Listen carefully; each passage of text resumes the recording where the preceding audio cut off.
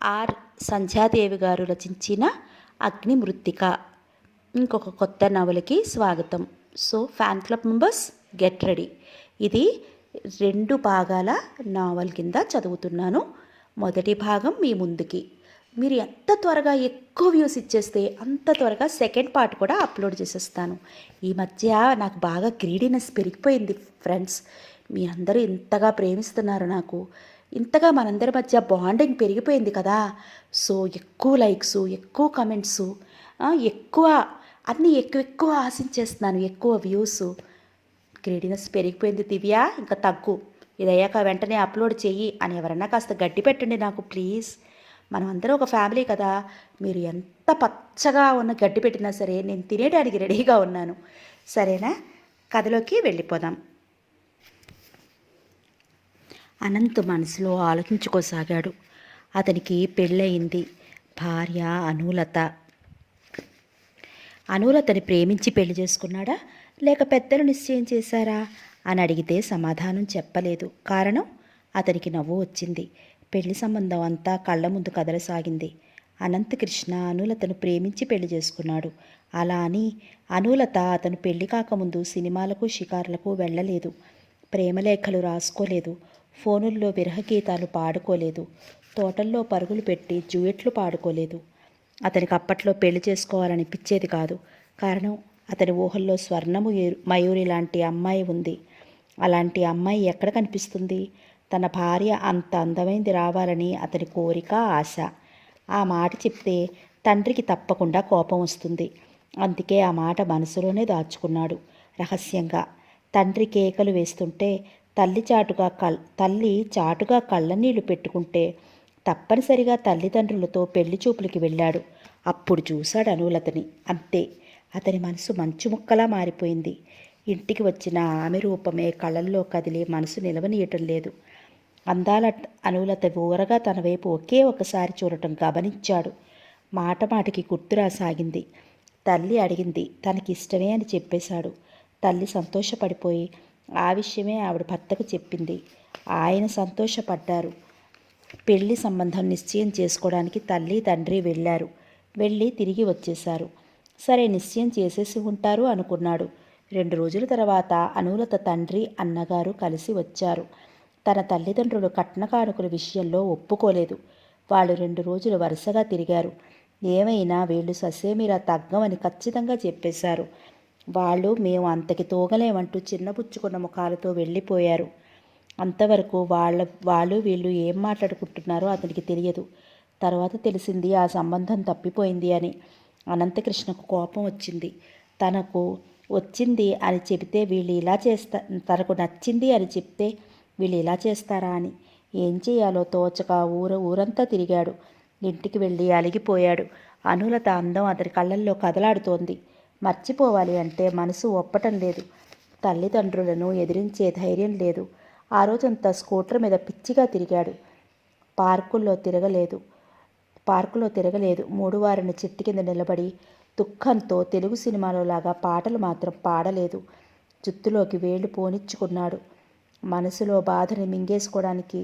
అయినా అనులత మరపు రాలేదు. పిరికివాడా అని నవ్వుతూ గేలి చేస్తున్నట్టే ఉంది.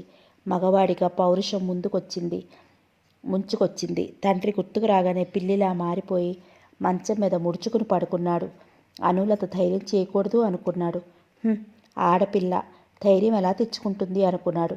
ఆఖరికి అతనికి ధైర్యం మాత్రం రాలేదు. వేరే సంబంధాలు చూస్తుంటే అనంత్ పెళ్లి చూపులకు వెళ్లకుండా ఎక్కడో పనుందని వెళ్ళిపోయాడు. అలా 4-5 సార్లు చేశాడు. దాంతో అందరికీ అనుమానాలు వచ్చాయి. ఎందుకు ఇలా ఉంటున్నాడు? ఎప్పుడు హుషారుగా సరదాగా ఉండేవాడు. తల్లి అడిగింది, చెప్పలేదు. అక్క ఆ ఊరు వచ్చింది 4 రోజులు ఉందామని. ఆమె అడిగింది, కస్సుమన్నాడు. నా విషయం మీకెందుకు, నేను ఏమైతే మీకెందుకు అంటూ ఎగిరిపడ్డాడు. అందరూ వింతగా చూశారు. ఆ కోపం వెనుక ఏదో ఉంది. ఆ మాట చెప్పటం లేదు, చెప్పడానికి ధైర్యం చాలటం లేదు అని అనుకుంది ఆమె. ఆమె తమ్ముడి మనసులో విషయం గ్రహించేసుకుంది. చూచాయిగా ఆమె ఒక ప్లాన్ ఆలోచించింది. అనంత్, నీ పెళ్లి విషయంలో అమ్మ ఒక నిశ్చయానికి వచ్చిందిరా. అతడు మాట్లాడలేదు. అమ్మకు సుబ్బరామయ్య గారి కూతురు అనులత నచ్చిందట. కట్న కానుకలతో పనేమిటి? పిల్ల లక్షణంగా ఉంది. ఆ అమ్మాయే నా కోడలు కావాలి అని అమ్మ పట్టుదలేమిటి? అంది వరలక్ష్మి ఓరగా తమ్ముడి వైపు చూస్తూ. ఆ మాట వింటూనే అతని కళ్ళల్లో కాంతి తళుక్కుమంది. నిజమా అక్క? అమ్మకు అనులత నచ్చిందా? సంతోషం పట్టలేక అడిగాడు. వరలక్ష్మికి తన అనుమానం తీరిపోయింది. ఆమె వెంటనే నవ్వేసింది కృష్ణ అంటూ. అక్కవైపు అర్థం కానివాడిలా చూశాడు. నీ మనసులో ఉద్దేశం తెలుసుకోవడానికే అలా అన్నాను. ఇప్పుడు తెలిసింది కదా. అమ్మ నాన్నగారితో నేను మాట్లాడి నీకు అనులతతో పెళ్లి జరిగేలా చేస్తాను అంది. అక్క మాటలు వింటూనే క్షణం అవాక్కయి తిరిగి తేరుకుని చిన్నగా నవ్వాడు. కృతజ్ఞతగా చూశాడు అక్కవైపు. వరలక్ష్మి ఆ రోజు తల్లి తండ్రితో ఇదే మాట చెప్పింది. లక్ష్మణస్వామి గారు మొదట ఒప్పుకోలేదు, తర్వాత ఒప్పుకున్నారు. ఒక్కగానొక్క కొడుకు సుఖంగా సంతోషంగా ఉండటమే కదా కావాలి అనుకుని పెళ్లి వాళ్ళకి కబురు చేశారు. మంచి రోజు చూసుకుని వస్తామని. ఆ మాట వరలక్ష్మి తమ్ముడికి చెప్పింది. అతను సంతోషంతో పొంగిపోయాడు. ఆ రోజు సాయంత్రం అందరూ వాళ్ళ ఇంటికి వెళ్ళారు. ఆషాఢం వెళ్ళాక ముహూర్తం పెట్టుకుందాం, ఇంత తొందరగా మేము ఏర్పాట్లు చెయ్యలేమన్నారు సుబ్బరామయ్య గారు. లక్ష్మణస్వామి గారు పర్వాలేదు నేను చూస్తాను అని ఆషాఢం ముందు 15 రోజులు ఉందనగా పెళ్లికి ముహూర్తం పెట్టించేశారు. వరలక్ష్మి తమ్ముడికి వెంటనే చెప్పేసింది. చప్పున అక్క చేతులు పట్టుకున్నాడు. అక్క, నీ రుణం ఎలా తీర్చుకుంటాను? ఇంత సాయం చేశావు అంటూ. ఆమె నవ్వింది. వరలక్ష్మికి 5 ఏళ్ల కొడుకున్నాడు. ఇప్పుడు మళ్ళీ ఆమెకు 6వ నెల. కూతురు పుట్టాలని అందరూ ఆశపడుతున్నారు. 4 రోజులు ఉండి వెళ్ళిపోయి మళ్ళీ నెలలు అయ్యాక వస్తానని తల్లితో చెప్పింది. ఆవిడికి మాత్రం కూతురిని పంపించడం ఇష్టం లేదు. కాన్పయ్యాక పంపించాలని ఆవిడ ఉద్దేశం. అక్క, నీ కూతురు పుడితే నేను తప్పకుండా పెళ్లి చేసుకుంటాను. నీకు కట్న కానుకల బెడద తప్పించి నీ రుణం ఈ విధంగా తీర్చుకుంటాను అన్నాడు నవ్వుతూ. వరలక్ష్మి చప్పున చేతులు వెనక్కి లాక్కుంది. చాలు, ఇక కృతజ్ఞత చెప్పుకోవడానికి బదులు వేళాకోళంగా ఉందా? నాకు కూతురే పుడుతుందనే నమ్మకం లేదు. పుట్టినా నిన్ను చేసుకుంటానని గొడవ పెట్టదు అంది తెచ్చిపెట్టుకున్న కోపంతో. అనంత్ కృష్ణ గట్టిగా నవ్వేశాడు.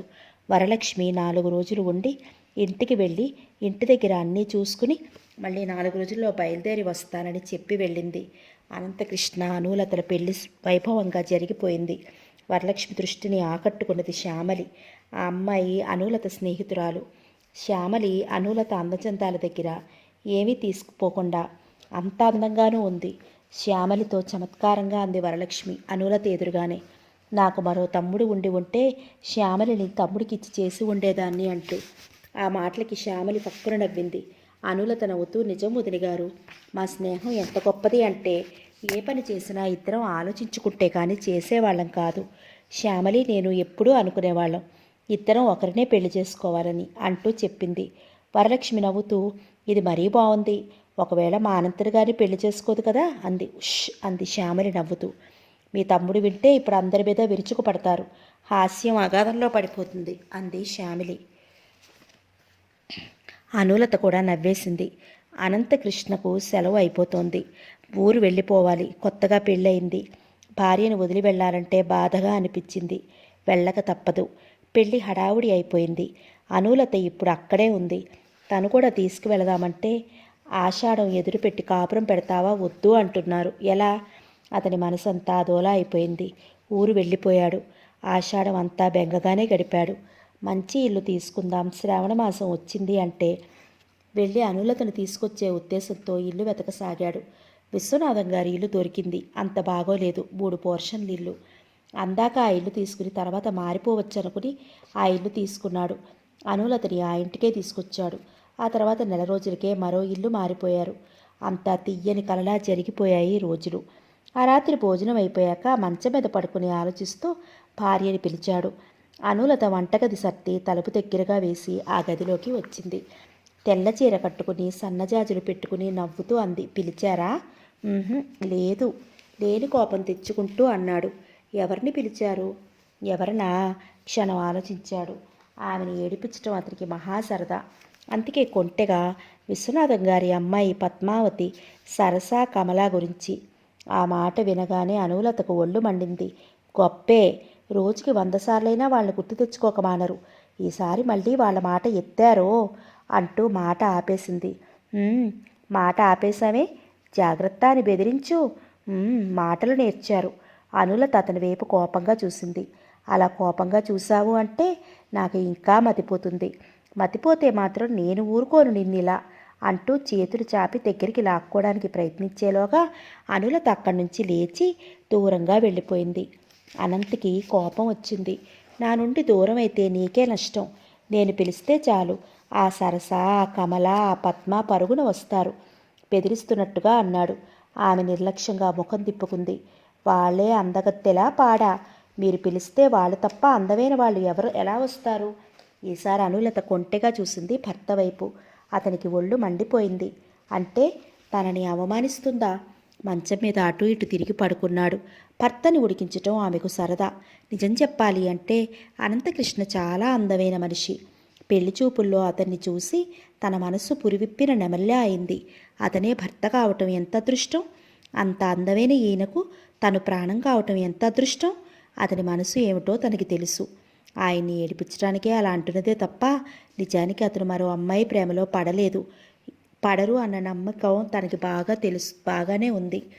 అతను ఉడుక్కుంటే తనకి ఎంతో ఇష్టం. అలాంటప్పుడు వెళ్ళి అతని తలను గుండెలో చేర్చుకుని నుదుటి మీద ముద్దు పెట్టుకుని అతని కోపం పోగొట్టి ఆ తర్వాత అతని చేతుల్లో బందీ అయిపోవడం తనకు మరీ ఇష్టం. భర్త దగ్గరికి వెళ్ళింది. అతను అటు తిరిగి పడుకున్నాడు. అనంతకి తెలుసు భార్య దగ్గరికి వస్తుందని. అనులత అతని చేతిలో బందీ అయిపోయింది. ఏంటి ఆలోచిస్తున్నావు? ఏమిటా? మీ స్వప్న సుందరి మండల గురించి. అతను గట్టిగా నవ్వేశాడు. అనంతకృష్ణకి విశ్వనాథం గారింట్లో దిగటం అప్పటి రోజులు గుర్తుకొచ్చాయి.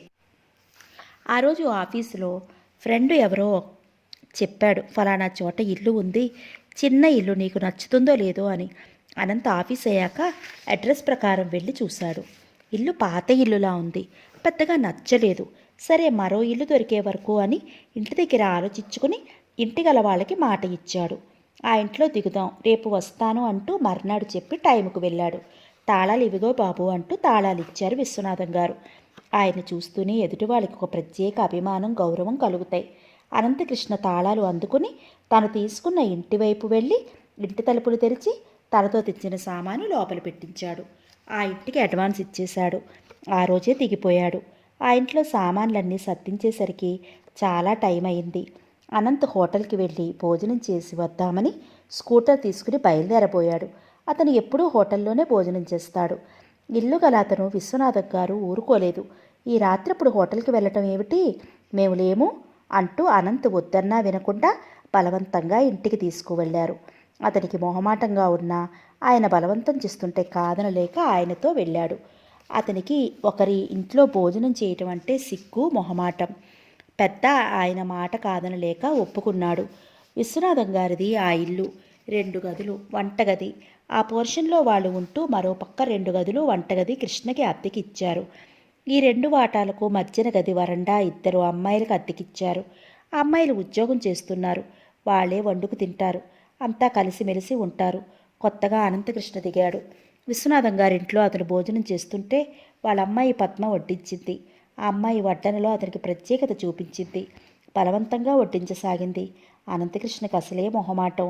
అందులో అమ్మాయి వడ్డించడం ఎలాగో భోజనం అయిందనిపించి కాసేపు ఆయనతో కబుర్లు చెప్తూ కూర్చుని టైం అవటంతో తన వాటాలోకి వెళ్ళిపోయాడు.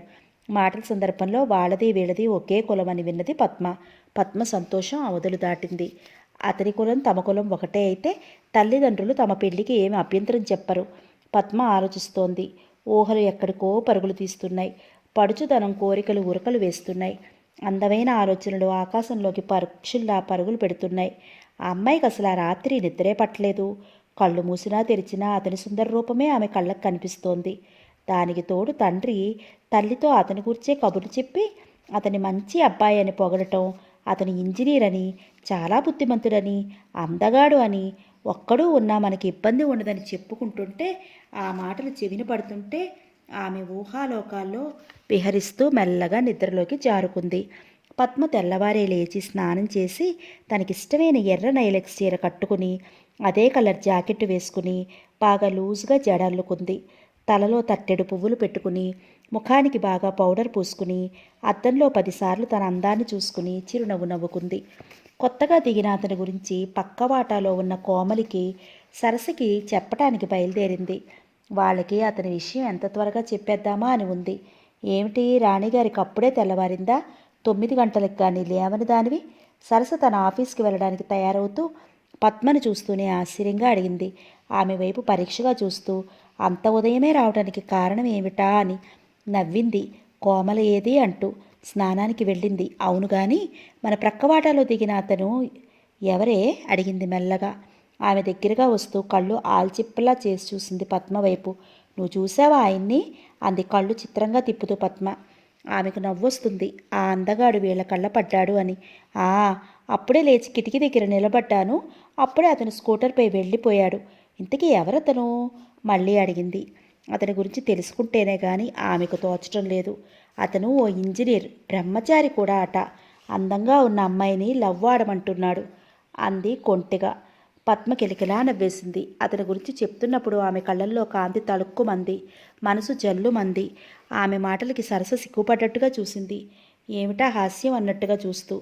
ఏం మాట్లాడవు? నా మాట అబద్ధమైతే చూడు. రేపటి నుంచి అతను నువ్వు ప్రేమించేయకపోతే నా పేరు పద్మావతే కాదంది నవ్వుతూ. చీపో అంది సరస సిగ్గుపడుతూనే. పద్మ నవ్వేసింది. ఆమెకు చాలా హుషారుగా ఉంది.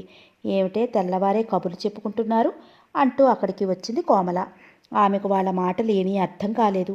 అయోమయంగా చూసింది వారి వైపు. పోనీ ఆ హీరోని ఈవిడిగారు ప్రేమిస్తుందేమో అడగవే అంది పకపకా నవ్వుతూ సరస. ఏమిటో చెప్పి నవ్వండి విసుగ్గా. పద్మ సీరియస్గా ముఖం పెట్టి విషయం చెప్పింది వస్తున్న నవ్వు దాచుకుంటూ. విషయం తెలుసుకున్న కోమల నవ్వింది. నేను చూడలేదర్రా అతన్ని. నిజంగా అంత అందంగా ఉన్నాడా అడిగింది. అలా అడుగుతున్నప్పుడు ఆమె కళ్ళు మిలమిలలాడాయి. అందంగా ఉన్నాడా అంటావు? నువ్వు చూశావు అంటే లతలాగా అతన్ని పెనవేసుకుపోతావు. వదులుతావా అంది పద్మ కాస్త నాటక ధోరణిలో. చీపో నీవే ఎలాగోళం నువ్వును అంది కోమల సిగ్గుపడుతూ. నిజమే, పద్మ మాటలు అబద్ధం కాదు. అతన్ని చూడగానే ఏ అమ్మాయి అన్నా మనసు పారేసుకుంటుంది. నిజంగా ఏమందమే.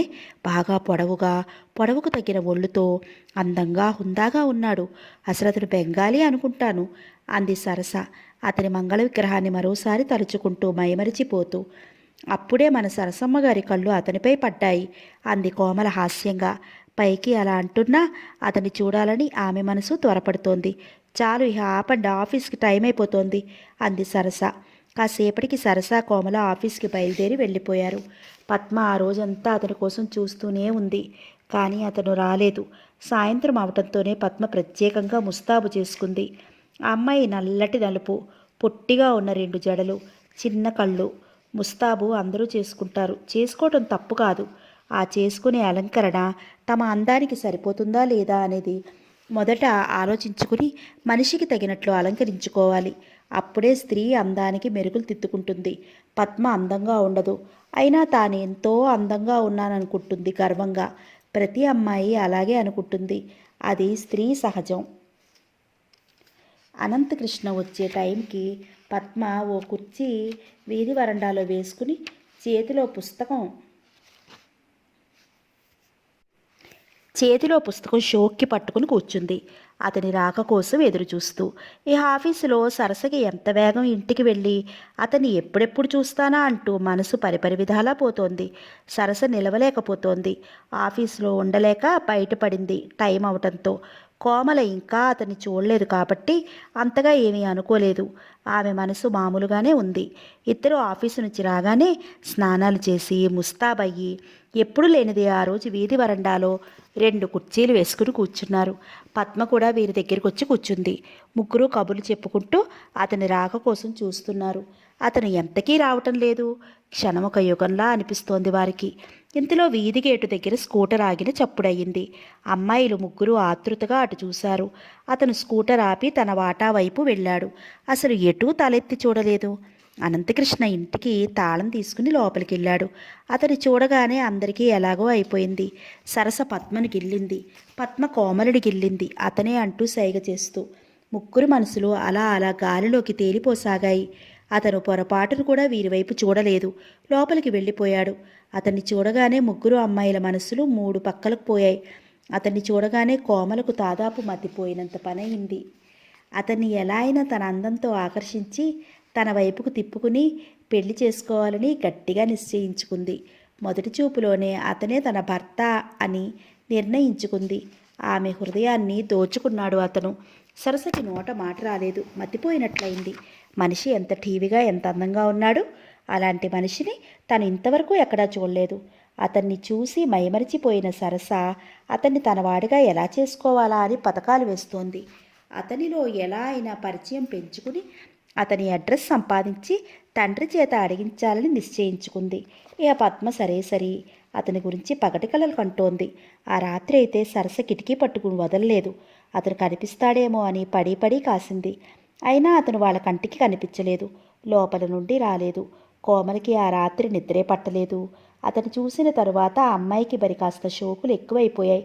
కోమల ఆఫీసు నుంచి రాగానే తల విరబోసుకుని పైకి ముడి చుట్టేసుకునేది. అసలు ముస్తాబు చేసుకునేది కాదు. కానీ ఈ మధ్య జుట్టంతా పైకి తీసి గుర్రంతో ఒకలా పైకి రిప్పంతో కట్టి సాయంత్రం అవగానే మంచి చీర కట్టుకుని వీధి వరండాలో కూర్చోవటం అలవాటు చేసుకుంది కొత్తగా. తెల్లగా ఉంటారని ఆ అమ్మాయికి గర్వం. కోమల తెల్లటి తెలుపే గాని కళాకాంతి అసలు ఆ అమ్మాయి ముఖంలో కనిపించవు. తెల్లగా పాలిపోయినట్లుగా చూసేవాళ్ళకి తెలుపు అంటే అసహ్యం కలిగేటట్టుగా ఉంటుంది. ఇక సరస బాగా డబ్బున్నదే. కోమలతో పాటు తను బిఏ పాస్ అయింది. సరసకి 3 అన్నయ్యలు. ఒక్కర్తే ఆడపిల్ల. తల్లిదండ్రులకి అన్నలకి ఆ పిల్లంటే గారాబం. ఆ అమ్మాయికి ఉద్యోగం చేయవలసిన పని లేకపోయినా అదో సరదా. సరస పెద్ద ఏమంత అందమైంది కాకపోయినా మంచి మంచి చీరలు కడుతుంది. చక్కగా అలంకరించుకుంటుంది. ఫ్యాషన్ ఏదైనా తనే అమలు పరుస్తుంది. ఏ సినిమా చూసో ఎవరిని చూసో అలంకరించుకుంటుంది. మంచి చీరలు, దానికి మ్యాచింగ్ జాకెట్స్ వేసుకుని తగినట్టు రంగురంగుల గాజులు వేసుకుని మంచి నగలు వేసుకుంటూ అందరిలో అందమైంది అనిపించుకుంటుంది. డబ్బులో ఏ పనైనా సాధించగలను అనుకుంటుంది ఆ అమ్మాయి. సరస చామన ఛాయ. కొద్దిగా మూతి ఎత్తు, పొట్టి జడ, చీటికి మాటికి నవ్వుతూ తిరుగుతూ ఉంటుంది. మంచి మంచి బట్టలతో, మంచి మంచి నగలతో, ఫ్యాషన్స్తో ఆ అమ్మాయి అనాకారితనం కాస్త మరుగున పడిపోయిందనే చెప్పాలి. సాయంత్రం అయితే ఆ 3 అమ్మాయిలకి అతని గురించిన మాటలే, అతని గురించిన ఆలోచనలే, అతని గురించిన ఊహలే. ఓ రోజు రాత్రి అనంతకృష్ణ భోజనం చేసి తలుపు గడియ వేసి మంచంపై పడుకుని పుస్తకం చదువుకుంటున్నాడు. తలుపు టక్టక్మంటూ శబ్దమైంది. అతని కనుబొమ్మలు ముడుచుకున్నాయి. ఎవరా అన్నట్లు ఈ వేళప్పుడు ఎవరొచ్చారు అనుకుంటూ వెళ్ళి తలుపు తీశాడు. ఎదురుగా పక్కింటి అమ్మాయి కోమల నిలబడి ఉంది. తీయగా అదోలా చూసింది అతని వైపు. ఒక్క క్షణం ఏమనాలో తోచక అలా నిలబడిపోయాడు. ఆ అమ్మాయి చొరవగా మాట్లాడింది. ఏమిటి, లోపలికి రానిస్తారా, వీధిలోంచే బయటికి గెంటేస్తారా అంటూ కళ్ళు తమాషాగా తిప్పింది. రండి రండి అంటూ పక్కకి తొలగి దారి ఇచ్చాడు. అతనికి మాత్రం ఇబ్బందిగానే ఉంది. ఆడపిల్ల అలా ఒంటరిగా తన గదిలోకి వస్తే ఎవరైనా చూస్తే ఏమనుకుంటారు? ఈ రాత్రప్పుడు ఈ అమ్మాయి ఇలా రావటం అతనికి సుతరాము గిట్టలేదు. ఎవరైనా ఏమైనా పుట్టిస్తారనుకున్నాడు భయంగా. మీరు ఈ పోర్షన్లో కొత్తగా దిగారని తెలిసింది. 2 రోజులుగా మీతో పరిచయం చేసుకోవాలంటే కుదరటం లేదు అంటూ నవ్వింది. గతిలేక తాను నవ్వి ఊరుకున్నాడు. అతను మనసులో ఏమిట్రా బాబు ఈ జిడ్డు అనుకున్నాడు. ఆమె ఎలా వెళ్ళిపోతుందా, ఎలా చెప్పాలా అని ఆలోచిస్తున్నాడు. అతనికి చాలా ఇబ్బందిగా అనిపించసాగింది. ఆమె లోపలికి వస్తూ గది అంతా కలయి చూస్తూ తిరిగి అతని వైపు పరీక్షగా చూసి తల కొద్దిగా పక్కకి తిప్పుకుంటూ, పాపం మీరు ఒక్కరే ఉంటున్నారు అనుకుంటాను. తోడుగా ఎవరైనా ఉంటే ఈ ఒంటరితనం మీకు ఉండదు కదా. ఓరగా అతడి వైపు చూసింది. ఈసారి అతను చురుగ్గా అమ్మాయి ముఖంలోకి సూటిగా చూశాడు. ఆ చూపుకి తట్టుకోలేనట్టుగా ఆ అమ్మాయి కళ్ళు బరువుగా కిందకి వాలిపోయాయి. సిగ్గుపడ్డట్టుగా అయింది. అతని వైపు సరిగ్గా చూడలేకపోతోంది. కూర్చోండి, నిలబడిపోయారు అన్నాడు మర్యాదకి. అసలు ఆ అమ్మాయిని కూర్చోమని చెప్పటం మనస్ఫూర్తిగా అనలేదు. ఆ మాటే చాలన్నట్లు కూర్చుండిపోయింది అతని మంచంపై ఆ అమ్మాయి. ఆమె సిగ్గుపట్టం కూడా నటనేనేమో అనిపించింది అతనికి. ఆమె వైపు పరిశీలనగా చూస్తూ అతను కుర్చీలో కూర్చున్నాడు. కోమల మాత్రం చాలాసేపు అతని ఆఫీసు విషయాలు, ఇంటి విషయాలు అడుగుతూ కూర్చుండిపోయింది. అన్ని ప్రశ్నలకు అతను ఓపిగ్గా జవాబు చెప్పాడు.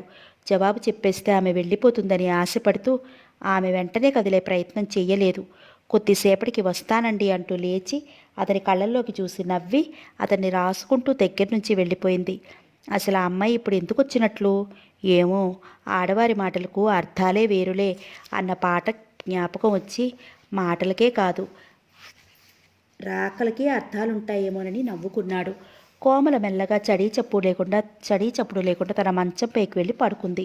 సరస్సుకి ఇదేమీ తెలియదు. మంచి నిద్రలో ఉంది. ఆ రోజు ఆదివారం, పద్మ పుట్టినరోజు.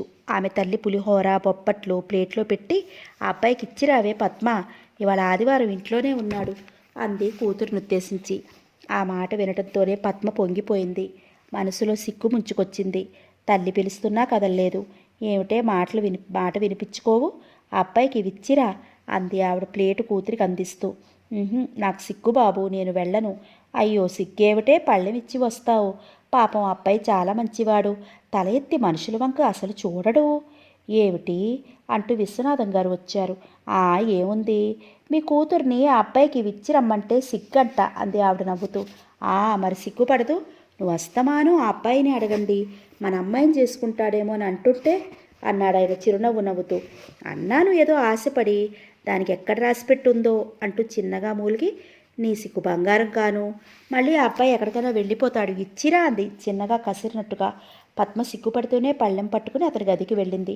అతను కుర్చీలో కూర్చుని పేపర్ చదువుకుంటున్నాడు. ఒట్టి డ్రాయర్తో ఉన్నాడు. పద్మని చూడగానే గాబరగా అయిపోయి రెండంటూ గబగబా షరాయిలోకి దూరిపోయి ఆ పైన కమీజు వేసుకుని కూర్చోండి అంటూ మర్యాద చేశాడు. ఇల్లు గల వాళ్ళ అమ్మాయికే కనుక కోపం వస్తే చిటికలో ఇల్లు ఖాళీ చేయించగలదు అని అతని భయం. పద్మ ప్లేటు టేబుల్పై ఉంచి సిగ్గుపడి మెలికలు తిరిగిపోతూనే అతని ఎదురుగా కుర్చీలో కూర్చుంది. కొందరు అమ్మాయిలు అబ్బాయిలకి లోకువైపోయేటంత సిగ్గులు ఒలకపోస్తారు. చూసే వాళ్ళకి చిరాకు అనిపించేలా. ఏమిటి అండి ఇదంతా, మీ ఇంట్లో ఏదో హడావుడిగా ఉంది అన్నాడు నెమ్మదిగా మర్యాదగా. ఆమె వైపు నవ్వుతూ స్నేహభావంతో చూశాడు. పద్మ అంటే అతనికి ఎలాంటి అభిప్రాయం లేదు. మంచి అమ్మాయి అని అనుకున్నాడంతే. పద్మ తల ఎత్తి అతని వైపు చూసి తిరిగి తల ఉంచుకుంటూ ముందు భుజంపై పడిన జడ సవరించుకుంటూ సిగ్గుపడుతూనే, పెద్ద హడావుడి ఏం లేదండి, ఇవాళ నా పుట్టినరోజు అంత తల ఉంచుకునే జవాబు చెబుతూ. ఏమిటా ఈ అమ్మాయికి ఎంత సిగ్గు అని మనసులో అనుకుని, ఓహో నాకు తెలియదండి అంటూ నొచ్చుకున్నాడు. కొత్త చీరతో నగలతో మెరిసిపోతోంది ఆ అమ్మాయి. ముందుకు వేసుకున్న జడని అల్లుకుంటూ వస్తానండి అంటూ లేచి నిలబడి వెళ్తూ వెళ్తూ జడ విసురుగా వెనక్కేసుకుంది. ఆమె విసురుకి జడ వెళ్ళి అతని చెంపని చెల్లును కొట్టినట్లయింది. అతను తక్షణం తెల్లబోయి తేరుకున్నాడు. ఇంతకీ మీ పేరు చెప్పలేదు, వెనక నిలబడి అడిగాడు నవ్వుతూ. పొరపాటైంది, కావాలని ఆమె వేసింది కాదు. తన చెంపలకి ఆమె జడ తగిలిందని కూడా చూడలేదనుకున్నాడు. ఆ అమ్మాయి వెనక్కి తిరిగి అతని కళ్ళల్లోకి ప్రేమగా చూస్తూ, మీ పద్మ అంటూ ముఖాన్ని రెండు చేతులతో కప్పుకుని తుర్రుమంది ఆ గదిలోంచి. అనంతకృష్ణకి ఆ అమ్మాయి ఏమిటో ఏవందో అర్థం కాలేదు. ఆమె వెళ్ళిన వైపే చూస్తూ నిలబడిపోయాడు. మీ పద్మ 10 సార్లు అనుకున్నాడు. చిన్న చిరునవ్వు అతని పెదవులపై విరిసింది. పూర్తిగా అర్థం కాక సగం అర్థమైంది. అమ్మాయిలు ఏం మాట్లాడతారో, వాళ్ళ మనసుల్లో ఏముంటాయో అర్థం కాదెవరికి. అమ్మాయిల ముగ్గురి చూపులు మాత్రం అతని వైపు ఉన్నాయి. అతని గురించి తీయని కలలు కనసాగారు. అతను వచ్చే టైంకి ఏదో పని ఉన్నట్లు అక్కడే కూర్చోవటం. ఎప్పుడూ లేనిది ముగ్గురు అమ్మాయిలు తోట పనిపై శ్రద్ధ చూపసాగారు. పద్మ, కోమల, సరస ఎవరికి వాళ్లే అతన్ని తమ సొంతం చేసుకోవాలని పిచ్చి పిచ్చి ఊహలు ఊహించుకుంటూ ఆకాశానికి నిచ్చెనలు వేస్తూ అతని గురించిన ఆలోచనల్లో నిండా మునిగిపోతూ అతన్ని తమ భర్తగా పొందాలని, అతనితో జీవితం గడపాలని అమ్మాయిలు ఎవరికి వాళ్లే ఆశపడుతున్నారు. అతను మాత్రం ముక్తసరిగా 3 మాటలు మాటలాడి తన పని అయిపోయినట్లుగా తల వంచుకుని వెళ్ళిపోతాడు. ఓ రోజు రాత్రి అనంతకృష్ణ పడుకున్నాడు. తలుపులు దగ్గరగా చేరవేశాడు. సరస మెల్లగా తలుపు తోసుకుని లోపలికొచ్చింది. తలనొప్పిగా ఉందని కళ్ళు మూసుకున్నాడు. ఆమె మెల్లగా మంచం వద్దకు వచ్చి నుదుటిపై చెయ్యి వేసింది. త్రుళ్ళిపడి కళ్ళు తెరిచి చూశాడు. ఎదురుగా సరస. గబుక్కున మంచంపై నుంచి లేచి, ఏమిటిలా వచ్చారు అన్నాడు కంగారుగా, ఆ అమ్మాయి చొరవకు ఆశ్చర్యపోతూ. అతని కళ్ళల్లోకి చూస్తూ, అలా పడుకున్నారే, ఒంట్లో బాగుండలేదా అంది తాను మంచంపై కూర్చుంటూ. అతను చటుక్కున లేచిపోయి వేరే కుర్చీలో కూర్చున్నాడు. అనంత్కి అయోమయంగా అనిపించటమే కాక భయంగా కూడా అనిపించింది. ఏవి తోచక ఏమైనా పుస్తకాలు ఇస్తారేమోనని ఇలా వచ్చాను. మీరు పడుకోగానే నాకు ప్రాణం ఎగిరిపోయింది సుమండి అంది కళ్ళు హుషారుగా అదోలా తిప్పుతూ. ఇదిగో ఈ ఫిలింఫేర్ పట్టుకెళ్ళండి అంటూ వెంటనే అందించాడు. పుస్తకం ఇస్తే వెంటనే వెళ్ళిపోతుందన్న ఆశతో. కానీ ఆ అమ్మాయికి మాత్రం ఇప్పట్లో కదిలే ఉద్దేశం ఉన్నట్టు కనిపించలేదు. అంటూ పుస్తకం పక్కన పడేసి, నిద్ర పట్టడం లేదండి అంది అతని వైపు అదోలా చూస్తూ. అనంత మౌనంగా ఉండిపోయాడు. ఏమంటుంది ఈవిడ అన్నట్టు. ఏమిటి అలా చూస్తారు, నిద్ర పట్టడం లేదని చెప్తే వినిపించడం లేదా అడిగింది సరస అతడి వైపు చూస్తూ నవ్వింది. ఈవిడ గారికి నిద్ర పట్టకపోతే నన్నేం చేయమంటుంది, జోలపాట పాడాలి కాబోలు అని మనసులో అనుకున్నాడు కాస్త కోపంగా. కళ్ళు మూసుకుని పడుకుంటే నిద్ర అదే వస్తుంది అంటూ తను ఆవలిస్తూ నిద్ర వస్తున్నట్టు నటించాడు. ఆ అమ్మాయి వెళ్ళిపోతుందేమోనని ఆశతో. మీరు మరీను పడుచుపిల్ల పడుకుంటే లెక్కలేనన్ని ఊహలతో ఉక్కిరిబిక్కిరి అయిపోతుంటే ఎలా నిద్రపడుతుందండి అంది అతని కళ్ళల్లోకి మత్తుగా చూస్తూ. అతనికి ఏమనాలో తోచలేక వెంటనే సమాధానం చెప్పలేక ఆమె వైపు చూస్తూ ఉండిపోయాడు. ఆమెను అక్కడి నుంచి ఎలా పంపించి వేయటమో అర్థం కావటం లేదు. ఏమిటి ఆలోచిస్తున్నారు? చిలిపిగా నవ్వుతూ అంది. అబ్బే ఏం లేదు, సర్దు కూర్చున్నాడు. అతనికి చాలా ఇబ్బందిగా ఉంది. ఈ అమ్మాయిలు తన గురించి ఏమనుకుంటున్నారు అనుకున్నాడు. సరస పకపకామంటూ నవ్వి, మీ మనసేమిటో కనిపెట్టేశానంది ఇంకా నవ్వుతూ. ఏమిటా నవ్వు? మనసులోనే తిట్టుకున్నాడు. ఎవరైనా వింటే, ఇల్లుగల ఆయన చూస్తే నిమిషం ఉండనివ్వడు ఈ ఇంట్లో. అసలే ఇల్లు దొరక్క నానా అవస్థ పడ్డాడు ఇన్నాళ్ళు. అన్నట్టు మర్చిపోయాను, మీ నాన్నగారి అడ్రస్ కావాలండి అంది జారిపోయిన పబిటకు పైకి తీసుకుంటూ వయ్యారంగా. మా నాన్నగారి అడ్రస్సా? ఆశ్చర్యపోయాడు. అమ్మాయికి ఎందుకు అని. పెద్ద ఏమీ తెలియనట్లు నాతో చెప్పించాలని అంది బొంగమూతి పెడుతూ. వెంటనే కాగితము పెన్ను తీసి అడ్రస్ రాసిచ్చాడు. అప్పటికైనా వదిలిపోతుందేమోనని సరస తీసుకుని, వస్తాను, మీకు నిద్ర వస్తుంది కాబోలు అంది. అవునండి, నాకు ఇవాళ తలనొప్పిగా ఉంది, వేగం పడుకుంటాను అన్నాడు తానే ముందు లేచి నిలబడుతూ. తప్పనిసరి అయ్యి తను లేచి నిలబడి, వస్తానండి అంటూ వెళ్తూ వెళ్తూ ఒకసారిగా గిరుక్కుని అతని వైపు తిరిగింది. అతను ఆమె వెనకే నడుస్తున్నాడు. అనుకోకుండా ఆమె అలా తిరగడంతో ముందుకు అడుగు వెయ్యబోయి నిలదొక్కున్నాడు. విసురుగా తిరిగిన అమ్మాయి అతని గుండెల దగ్గరగా వచ్చింది. అతని కళ్ళల్లోకి కుచ్చి చూస్తూ అతని గుండెల్లో తలదార్చి 2 చేతులతో అతని మెడలు చుట్టేసింది. అనుకోని ఈ సంఘటనకు కొయ్యబారిపోయాడు. సరసా అంటూ మృదువుగానే ఆమె చేతులు తొలగించి, చాలా టైం అయింది, పడుకోండి అన్నాడు. అతనికి ఈ అమ్మాయి ప్రవర్తన చాలా అసహ్యం వేస్తోంది. ఏమనుకుంటుంది మంచి మర్యాద లేకుండా అనుకున్నాడు. బరువుగా నిట్టూర్చి, వస్తాను, గుడ్ నైట్ అంది చెయ్యి ఊపుతూ. గుడ్ నైట్ అంటూ ఆ అమ్మాయిని సాగనంపి తలుపులు బిగించుకున్నాడు. ఆ అమ్మాయి ఉద్దేశం, ఇంతకీ తండ్రి అడ్రస్ ఆమెకెందుకో అని ఎంత ఆలోచించి బుర్రబద్దలు కొట్టుకున్నా అతనికి నిజంగానే అర్థం కాలేదు. ఓ రోజు విశ్వనాథం గారు అనంతకృష్ణ ఏ ఊరు, తండ్రి పేరు, ఇంటి పేరు అడిగి వివరాలు తెలుసుకున్నాడు. అతనికి అర్థం కాలేదు, ఎందుకో అనుకున్నాడు. ఏమిటో అందరూ అతని ఇంటి విషయాలు అడుగుతున్నారు. అసలు తనకి ఏ విషయం బోధపట్టం లేదు. అతను ఆలోచించసాగాడు. ముగ్గురు అమ్మాయిల ధోరణి ఏమీ మారలేదు. ఓరచూపులు, చిరునవ్వులు విసురుతూనే ఉన్నారు. వాళ్ళ మధ్య రోజులు గడపాలి అంటే అతనికి పెద్ద ప్రళయంలా అనిపిస్తోంది రోజురోజుకి. ఆ రోజు పద్మ సుడిగాలిలా అతని గదిలోకి ప్రవేశించింది. మీకో శుభవార్త అంది నవ్వుతూ. నాకా? ఏమిటి చెప్పండి అన్నాడు నవ్వుతూ అతను. ఎక్కడికో వెళ్ళటానికి ప్రయాణమవుతున్నాడు. పద్మలో చాలా వెకిలితనం ఉంది. పైకి సిగ్గుపడుతున్నట్లుగా అన్ని వెకిలి వేషాలు అనుకున్నాడు మనసులో. మా నాన్నగారు అంటూ ఆ పైన చెప్పలేక సిగ్గుతో తల ఉంచుకుంది. అతని ఎదురుగా ఆ విషయం చెప్పాలంటే సిగ్గుతో చితికిపోతోంది. మీ నాన్నగారు ఏంటో చెప్పండి, సస్పెన్స్ భరించలేను అన్నాడు చనువుగా. ఆమె మంచిదైనా కాకపోయినా ఇంటిగల వాళ్ళ అమ్మాయి, మర్యాద ఇవ్వాలి తప్పదు అన్నట్లు. మంచి రోజు చూసుకుని మీ ఊరెళ్తారంట మా నాన్నగారు మా అమ్మతో అంటున్నారు అంది మెల్లగా. అతను నిజమా పద్మ? మన పెళ్లి విషయం మీ నాన్నగారు వెళ్ళి మా నాన్నగారితో మాట్లాడతారా అని ఆశ్చర్యంగా అడిగి పొంగిపోతాడేమో అనుకుంది. మా ఊరా?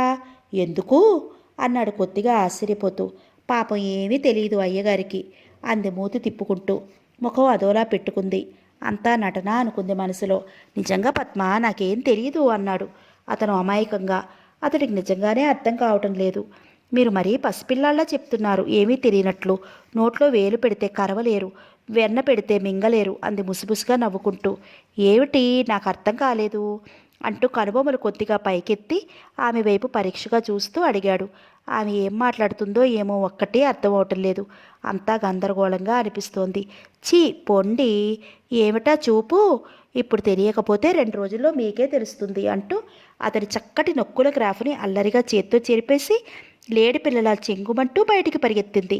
అతను అనుకోని సంఘటనకు తెల్లబోయాడు. ఆమె వెళ్ళిన వైపే చూస్తూ నోట మాట రాని వాళ్ళ అలా ఉండిపోయాడు. అనంతకృష్ణ 4 రోజులు ఆఫీస్కి సెలవు పెట్టి ఊరికి వెళ్ళడానికి ప్రయాణం పెట్టుకున్నాడు. ఆ విషయం విన్న ముగ్గురు అమ్మాయిలకి మనసులో లేదు. వాళ్ళ ఊరు వెళితే వాళ్ళ నాన్న అమ్మకు నచ్చిన సంబంధం బలవంతంగా కుదిర్చి చేసేస్తే ఎలా అని వాళ్ళ భయం.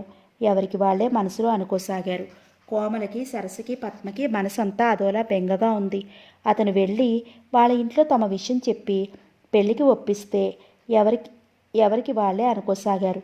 అతను ఊరు వెళ్ళి ఎన్ని రోజులకు వస్తాడో, అతన్ని అన్ని రోజులు చూడకుండా ఎలా ఉండటం, ఈ విషయం ఎవరికి వారే పైకి చెప్పుకోలేకపోయారు.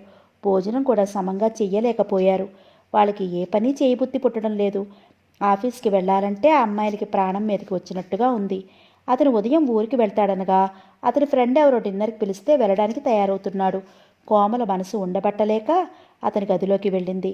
రండి అంటూ ఆహ్వానించాడు. అద్దం ముందు నిలబడి టై కట్టుకుంటూ. రేపు ఊరికి వెళ్ళడం నిజమేనా అంది మెల్లగా. నిజమేనండి. అమ్మగారు ఒకటే ఉత్తరాలు రాస్తున్నారు రమ్మని. వెళ్ళటం తప్పదు. 4 రోజుల్లో వచ్చేస్తాను అన్నాడు నవ్వుతూ. మీరు వచ్చే వరకు మాకేమీ తోచదు. అతను అందంగా హుందాగా నవ్వాడు. అదేమిటండి, కాలక్షేపానికి బోల్డు పుస్తకాలు, సినిమాలు, ఫ్రెండ్స్ ఉండగా. ఎంతమంది ఫ్రెండ్స్ ఉంటే మాత్రం మీ సాటి వస్తారా? అందరూ మీ తర్వాతే. అతను మాట తప్పించడం కోసం స్టాండుకు ఉన్న కోట్ అందుకోబోయాడు. అతనికంటే ముందు కోమల అందుకుని అతని వెనక్గా వెళ్ళి కోట్ అందించింది. అబ్బే, మీకెందుకీ శ్రమ, నేనే వేసుకుంటాను, ఇటు ఇవ్వండి అన్నాడు కంగారుగా. ఏం పర్లేదు అంటూ వెనక నుంచి తొడిగింది కోటు. అతను మారు మాట్లాడకుండా కోటు వేసుకున్నాడు. అతనికి ఆ అమ్మాయి అలా చనువుగా ఉండటం చాలా భయంగా అనిపించసాగింది. ముఖమాటం ఏం అనలేదు, ఎవ్వరినీ నొప్పించలేడు. అందుకే ఆ అమ్మాయిలు ఎలా ప్రవర్తించినా అలా భరిస్తున్నాడు. ఏమన్నా అంటే రొచ్చుకు బాధపడతారని భయం అతనికి. ఏది ఇటు తిరగండి అంది చేయి పట్టుకుంటూ. అతను ఆమె వైపు తిరిగాడు. అక్కడే ఫ్లవర్ వేజ్లోని రోజ్ తీసి అతని కోటుపై పెట్టి, ఇప్పుడు ఎంత అందంగా ఉన్నారో తెలుసా అంటూ నవ్వి అతని చేతిని గట్టిగా పట్టుకుంటూ చెంపకానించుకుంది. అతను ఏదో అనేలోపు అనంతకృష్ణ అంటూ ఓ ఫ్రెండ్ పిలుపు వినపడింది. లోపలికి రాలేదు. బయట నుండే పిలుస్తున్నాడు అతను. ఇంకొంచెం ఆలస్యం అయితే అతను లోపలికి వచ్చే ప్రమాదం ఉంటే. వస్తున్నా అన్నాడు కంగారుగా. ఆ ఫ్రెండ్ లోపలికి వస్తే కొంపలు అంటుకుంటాయి. లేనిపోని కథలు అల్లి చెప్తాడందరికీ. ప్లీజ్, మీరు ఈ వెనకతో పని వెళ్ళిపోండి అన్నాడు ప్రాధేయపడుతున్నట్టుగా. కోమల తల ఊపి వెనకతోవని వెళుతూ వెనక్కి తిరిగి, ఊరు వెళితే నన్ను మర్చిపోకండి అంది బేలగా చూస్తూ. ఆమెకు అక్కడి నుంచి వెళ్లాలని లేదు. మర్చిపోను, మీరు త్వరగా వెళ్ళండి, వాడు వచ్చేస్తున్నాడు అన్నాడు కంగారుగా గుమ్మం వైపు వెళ్తూ. అతన్ని ఆ క్షణంలో చాలా కంగారు, భయం మనిషి చుట్టేసాగాయి. అతను అలా ఫ్రెండ్కి ఎదురు వెళ్ళటంతో అతని కోటుకు పెట్టిన గులాబీ కింద పడి అతని బూటు కింద నలిగిపోవడం కళ్ళారా చూసిన కోమలికి మనసు చివుక్కుమంది. అక్కడి నుంచి త్వరగా బయటపడింది. ఆమె మనసు ఎందుకో కీడును సిక్కించసాగింది. మనసులో ఏదో భయం సుడిగుండంలా గిరగిరా తిరుగుతోంది. అతను ఊరు వెళ్ళగానే ఇల్లంతా కళాకాంతి లేనట్టు చిన్నబోయింది. ఆ ఇల్లు అరణ్యంలా కనిపించసాగింది ఆ ముగ్గురు అమ్మాయిలకు. ఇంటికంటే శ్మశానం నయమనిపిస్తుంది. అతను వెళ్ళిపోవటంతో ఇల్లు ఎలా పడితే అలా అయిపోయినట్టుగా ఉంది. అతను అన్నట్టు 4 రోజులకి రాలేదు. మరో 4 రోజులు ఉండిపోయాడు. అమ్మాయిలకి ఒక్కో రోజు ఎదురు చూస్తుంటే ఒక్కో సంవత్సరంలా అనిపించసాగింది. ఆలస్యం భరించలేకపోతున్నారు. అతను ఎప్పుడొస్తాడా అని ఎదురు చూస్తూ రోజులు గడుపుతున్నారు. అమ్మాయిలు అతను వెళ్ళిన దగ్గర నుండి ఎవరికి వాళ్ళు ముగ్గురు సరిగ్గా మాట్లాడుకోవడం మానేశారు. ముగ్గురులో ఉత్సాహం చచ్చిపోయింది. ఆ స్థానంలో బెంగలు వచ్చేశాయి. దిగులుగా ఉండసాగారు. ఆ రోజు ఆదివారం. ముగ్గురు అమ్మాయిలకు మనసు బాగుండక మ్యాట్నీ సినిమాకు బయలుదేరారు. మ్యాట్నీ సినిమా నుండి ముగ్గురు అలసిపోయినట్టుగా ఇంటికొచ్చారు. ఇంటికి వచ్చి విషయం తెలుసుకున్న అమ్మాయిలు కుతకుతలాడిపోయారు. కోమల సరస గదిలో లైటర్నా వేసుకోకుండా మంచాలపై పడిపోయారు. పద్మకు అసలు మతే లేకుండా పోయింది. అసలు ఆ ఇంట్లో అనంతకృష్ణ ఒక్క నిమిషం కూడా ఉండకూడదనిపిస్తోంది ఆ అమ్మాయికి. అతను సంతోష సాగరంలో మునిగి తేలుతుంటే తను అంతులేని అగాధంలో పడిపోతున్నట్లుగా ఉంది. ఏమైనా ఇంట్లో అతని ఎదురుగా ఉండటం కష్టమే. తల గిర్రున తిరిగిపోతోంది. ఎంత అవమానం, ఎంత సిగ్గుచేటు. ఏమైనా అతని ఎదుట పడటం కష్టం. కొద్ది రోజుల వరకు తన తాతగారింటికి వెళ్ళాలి. అతని ఇల్లు ఖాళీ చేసే వరకు చస్తే ఇంట్లో అడుగు పెట్టకూడదు. అదే ఆ దుర్మార్గుడు ఉన్నంత వరకు. తెల్లవారే బస్సుకు వెళ్ళడానికి ప్రయాణం అవ్వసాగింది. ఆ నిర్ణయానికి తిరుగులేదు. గదిలో కోమల కోపంతో కొరకరలాడుతోంది. వంచకుడు, మోసగాడు, ఇలా ఎంతమందిని మోసగించాడో రాస్కెల్. పళ్ళు పటపటా కొరికింది. తను చూసింది కళా నిజమా? తలుచుకున్న కొద్దీ ప్రపంచం గిర్రులు తిరుగుతున్నట్లుగా, నదీ ప్రవాహంలో పడి కొట్టుకుపోతున్నట్లుగా, మనసంతా చికాకుగా గజిబిజిగా ఎలాగో ఉంది. ఏమైనా ఆ అనంతకృష్ణకి ఈ జన్మలో చస్తే తన మొహం చూపలేదు. ఇక్కడ ఉండలేదు. ఉండి మనసు చంపుకుని బ్రతకలేదు. ఏమీ తెలుసుకోకుండా మమతను పెంచుకోవడం తనదే పొరపాటు. తన ఫ్రెండు ఒక అమ్మాయి ఈ ఊళ్ళోనే ఉంది. వాళ్ళ ఇంటికి తెల్లవారే వెళ్ళిపోయి తర్వాత వేరే గదికి మారిపోవచ్చని నిశ్చయించుకుంది. కారణం, అనంతకృష్ణ భార్య అనులతని కొత్తగా కాపురానికి తీసుకువచ్చాడు. పెళ్లి జూన్ నెలలో అయితే వెంటనే ఆషాఢం నోరు తెరుచుకుని కోరలు పెంచి వారి మధ్య అంతులేని అగాధం ఏర్పరిచి కూర్చుంది. ఆ దంపతులు కాలు కదిపినా, గడప దాటినా పంజా ఎత్తి కొడతానన్నట్లుగా ఆషాఢం బెదిరిస్తుంది. ఆ ఆషాఢం క్రొత్త దంపతులకు ఆరని మంటలు అయ్యి, తీరని బాధ అయ్యి, గుండెల్లో గుబాళిస్తుంటే ఎవరింట్లో వాళ్ళు కూర్చుని తీయని ఊహల్లో తేలిపోతూ రోజులు లెక్క పెట్టుకుంటే ఆ నెల రోజులు కొన్ని యుగాలుగా అనిపిస్తుంది. ఆడదాన్ని తిట్టుకుంటూ వెన్నెల రాత్రులు వృధాగా పోతుంటే తీయని కలలు కంటూ ఎవరింట్లో వాళ్ళు పడుకుని ఉండాల్సిందే. ఆ ఆషాఢమే అనంతకృష్ణ అనూలతలని నెల రోజులు దూరం చేసింది. పెళ్ళయి వెంటనే పంపం అన్నారు. అనులత తల్లిదండ్రులకి ఒక్కర్తే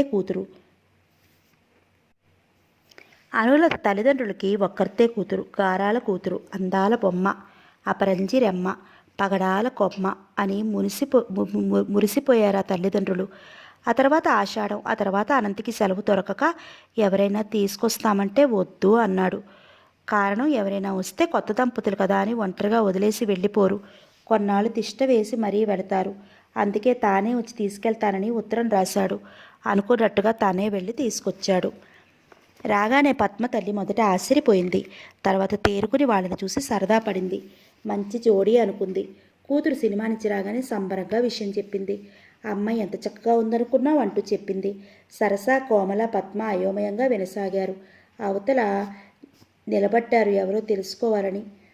ఇంతలో ఓ దంతపు బొమ్మ చల్లగాలి కోసం అన్నట్టు యువతలికి వచ్చి అలా కాసేపు నిలబడి గులాబీ చెట్టు దగ్గరకు వెళ్ళి గులాబీని కోసి తలలో పెట్టుకుని ఇటు ఆ ముగ్గురు అమ్మాయిల వైపు తిరిగి స్నేహపూర్వకంగా ఓ చిరునవ్వు నవ్వి మెరుపులా లోపలికి వెళ్ళిపోయింది. ఆ ముగ్గురు అమ్మాయిల కళ్ళు ఈర్ష్యతో మెరమెరలాడాయి. ఏం అందం, ఏం విరగబాటు! తనంత అందగత్తె ప్రపంచంలో లేదని కాబోలు ఉయ్యారాలు ఒలికిస్తోంది. కోపంతో మండిపోయారు వాళ్ళు ముగ్గురు. సన్నగా పొడవుగా పూల వల్లరిలా ఉన్న అనూలత పారనురుగు లాంటి తెల్లని చీర, తెల్లని జాకెట్టు వేసుకుంది. అందమైన పెదవులకు లిప్స్టిక్ వేసుకుంది. అందమైన విశాల నేత్రాలకు కాటుకు రేఖలు దిద్దుకుంది. నుదుట సింధూరం పొట్టు పెట్టుకుని వంకీలతల గాలికి ముంగురులు అల్లరిగా చెంపలు తాకుతున్నాయి. చెవులకి పెద్ద పెద్ద రింగులు, మెడలో ముత్యాల హారంతో అలంకరించుకుని కోటి కలల అలలపై తేలిపోతూ పరవశించిపోతూ ఎటో చూస్తూ వయ్యారంగా స్తంభానికి ఆనుకుని నిలబడింది. భర్త రాకని గమనించలేదు. ఒక్క క్షణం అనంతకృష్ణ అలా నిలబడిపోయాడు. ప్యాంటు జేబుల్లో చేతులు పెట్టుకుని తన అందాల భార్యను చూస్తూ వయ్యారంగా ప్రపంచాన్నే మర్చిపోయినట్లు నిలబడ్డ ఆ తీరు, అందాన్ని ఒలికిస్తున్న ఆ సొగసులు చూస్తూ క్షణం మైమరిచిపోయాడు. అనులత ఎందుకో కళ్ళు విప్పి చూసింది. ఎదురుగా 2 అడుగుల దూరంలో తనని పరీక్షగా చూస్తూ నిలబడ్డ భర్తని చూస్తే ముఖమంతా కుంకుమ అందినట్లు సిగ్గుతో ఎర్రబడిపోయింది. వెంటనే కనురెప్పలు కిందకి వాలిపోయాయి. అతనికి ఓ కొంటె ఆలోచన వచ్చింది. 2 చేతులతో ఆమె నడుము పెట్టి పైకెత్తి బొమ్మను తిప్పినట్లు గిరిగిరా తిప్పేశాడు. అప్పప్పా అంటూ గింజుకుంది. భర్త కొంటె చేష్టలకు భరించలేనట్టుగా చూస్తూ భయంగా అతని భుజాన్ని గట్టిగా పట్టుకుంది.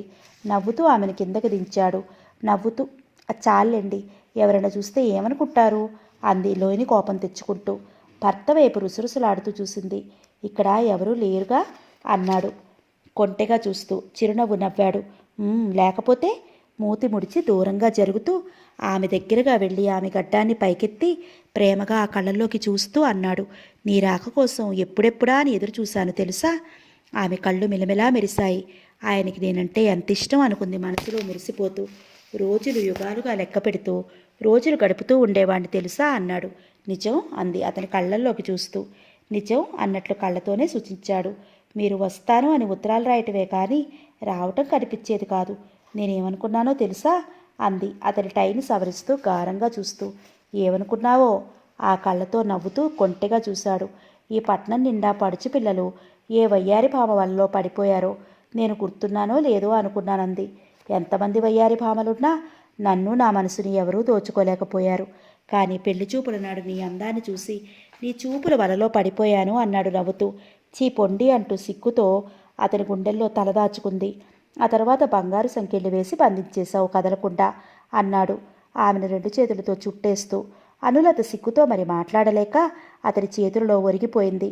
ఆ దంపతులు ఈ ప్రపంచాన్నే మర్చిపోయారు. ఈ మాటలన్నీ పక్క గదిలో నుండి విన్న సరస మండిపోయింది. తలగడలో ముఖం దూర్చి బోరున ఏడ్చింది. ఆ అందాల మూర్తి తనవాడు అనుకుంది. పరుల సొమ్మని తెలియక మోసపోయి మనసు పెంచుకుంది. ఊహించిన స్వప్న సౌధాలు కూలిపోయాయి. ఆశలన్నీ హరించిపోయాయి. ఊహా జగత్తులో విహరిస్తున్న తాను హఠాత్తుగా ఆఘాతంలో పడిపోయింది. తాను ఈ ఇంట్లో ఒక్క క్షణం కూడా ఉండలేదు. కలలు వేరు, వాస్తవం వేరు. కలలకు వాస్తవికతకు ఎలాంటి సంబంధమూ లేదు. కలలు కళ్ళలు అయినప్పుడు ప్రతి కన్నెపిల్ల విపరీతమైన బాధకు గురి కావలసిందే. ప్రతి కన్నెపిల్ల ప్రతి అడుగు వేసినప్పుడు ఆలోచించి వెయ్యాలి. అడుగు భూమిపై పడవచ్చు, లేదా దురదృష్టవశాత్తు ఊబిలో పడవచ్చు. తీయని కలలు అందరూ కంటారు. అది నెరవేరేది కొందరికే.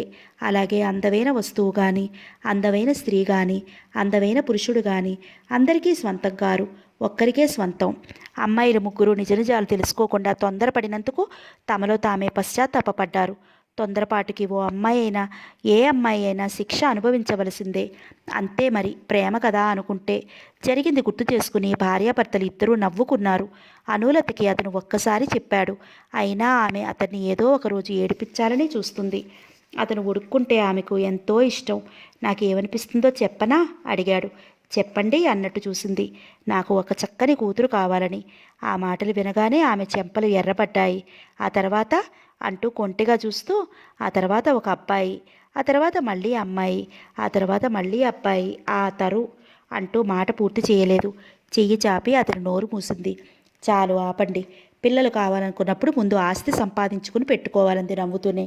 మనకు ఉన్న ఆస్తి చాలదా? మనకు 6 పిల్లలైనా ఉండాలి అంటూ భార్యను దగ్గరికి తీసుకున్నాడు. అనులత ఆ రోజు పోస్టు వచ్చి ఉత్తరాలు చూస్తూనే చాలా సరదా పడిపోయింది. స్నేహితురాలు శ్యామలి నుండి వచ్చింది.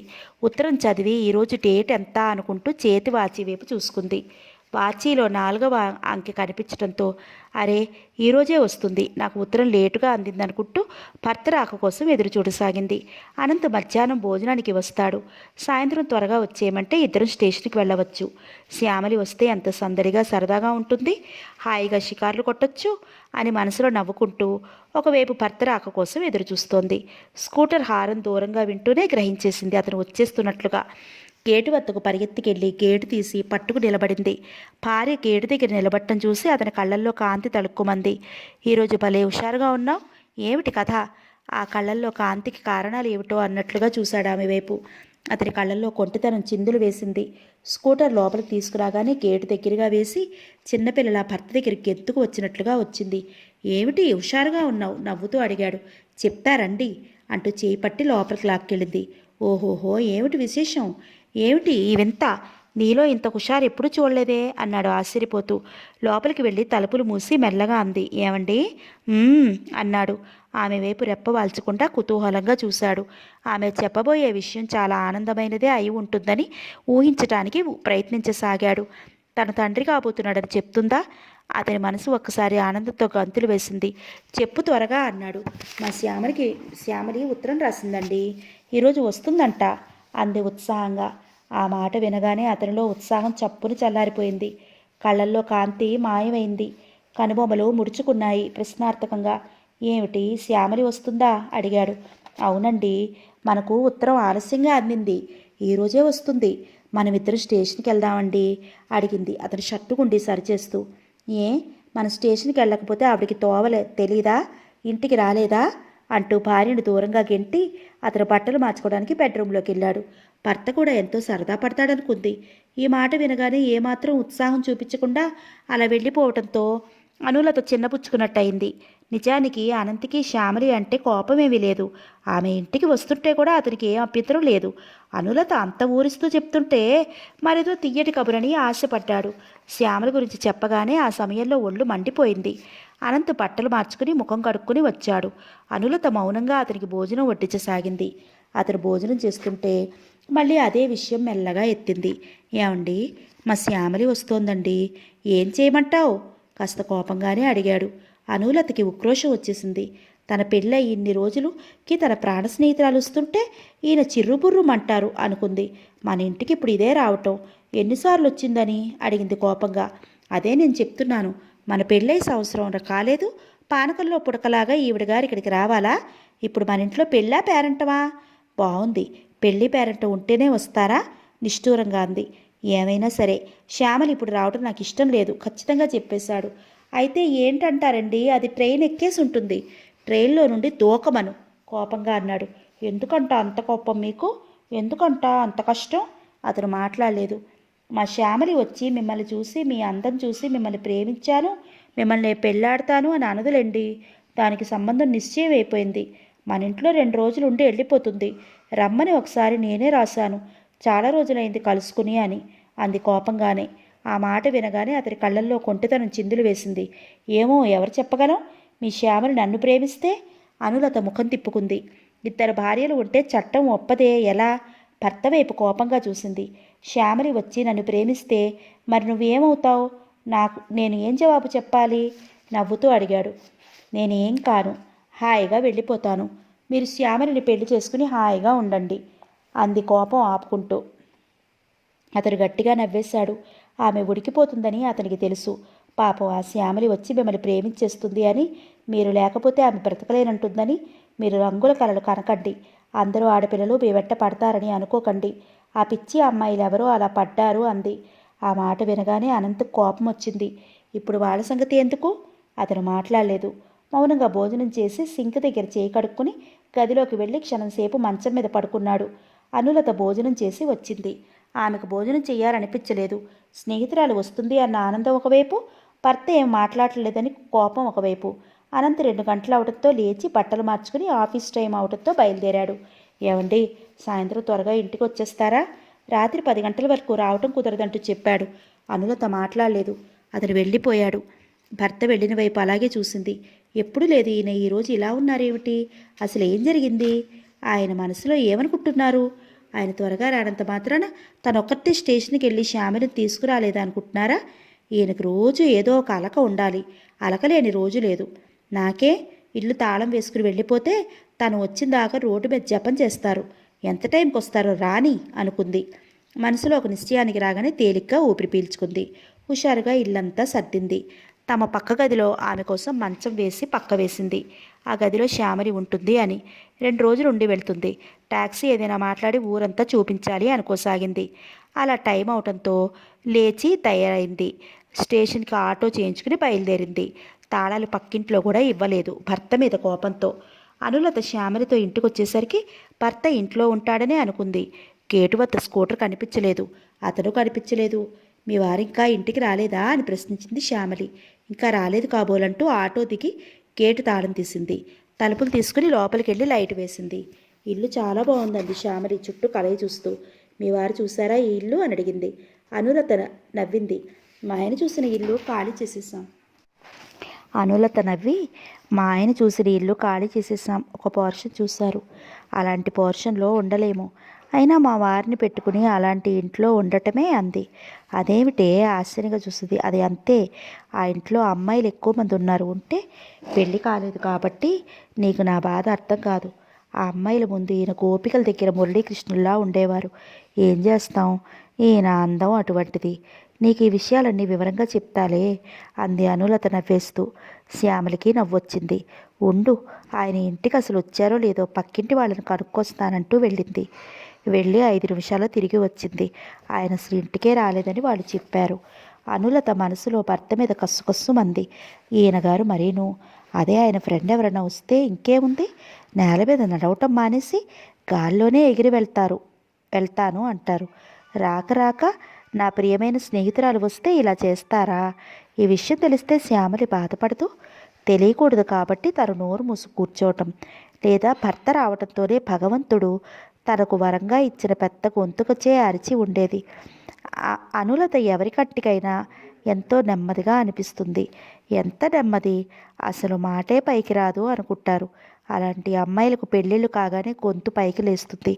అదే గయ్యాళి అమ్మాయికి పెళ్లి కాగానే మాట పడిపోతుంది, మరబొమ్మలా తయారైపోతుంది. నిజానికి అనులతకు పెళ్లి కాకముందు అసలు మాటే వచ్చేది కాదు. ఇప్పుడు భర్త ఎదుట అనులత మనసులో గర్వంగా నవ్వుకుంది. ఆమెకు వెంటనే ఆలోచన వచ్చింది. ఆయన లోపలికి వచ్చేస్తే సాధించడానికి వీలుండదు. శ్యామలి వింటుంది. గేటు దగ్గరే అయితే సాధించడానికి వీలుంటుందని గేటు తాళం వేసేసి లోపలికి వెళ్ళిపోయింది.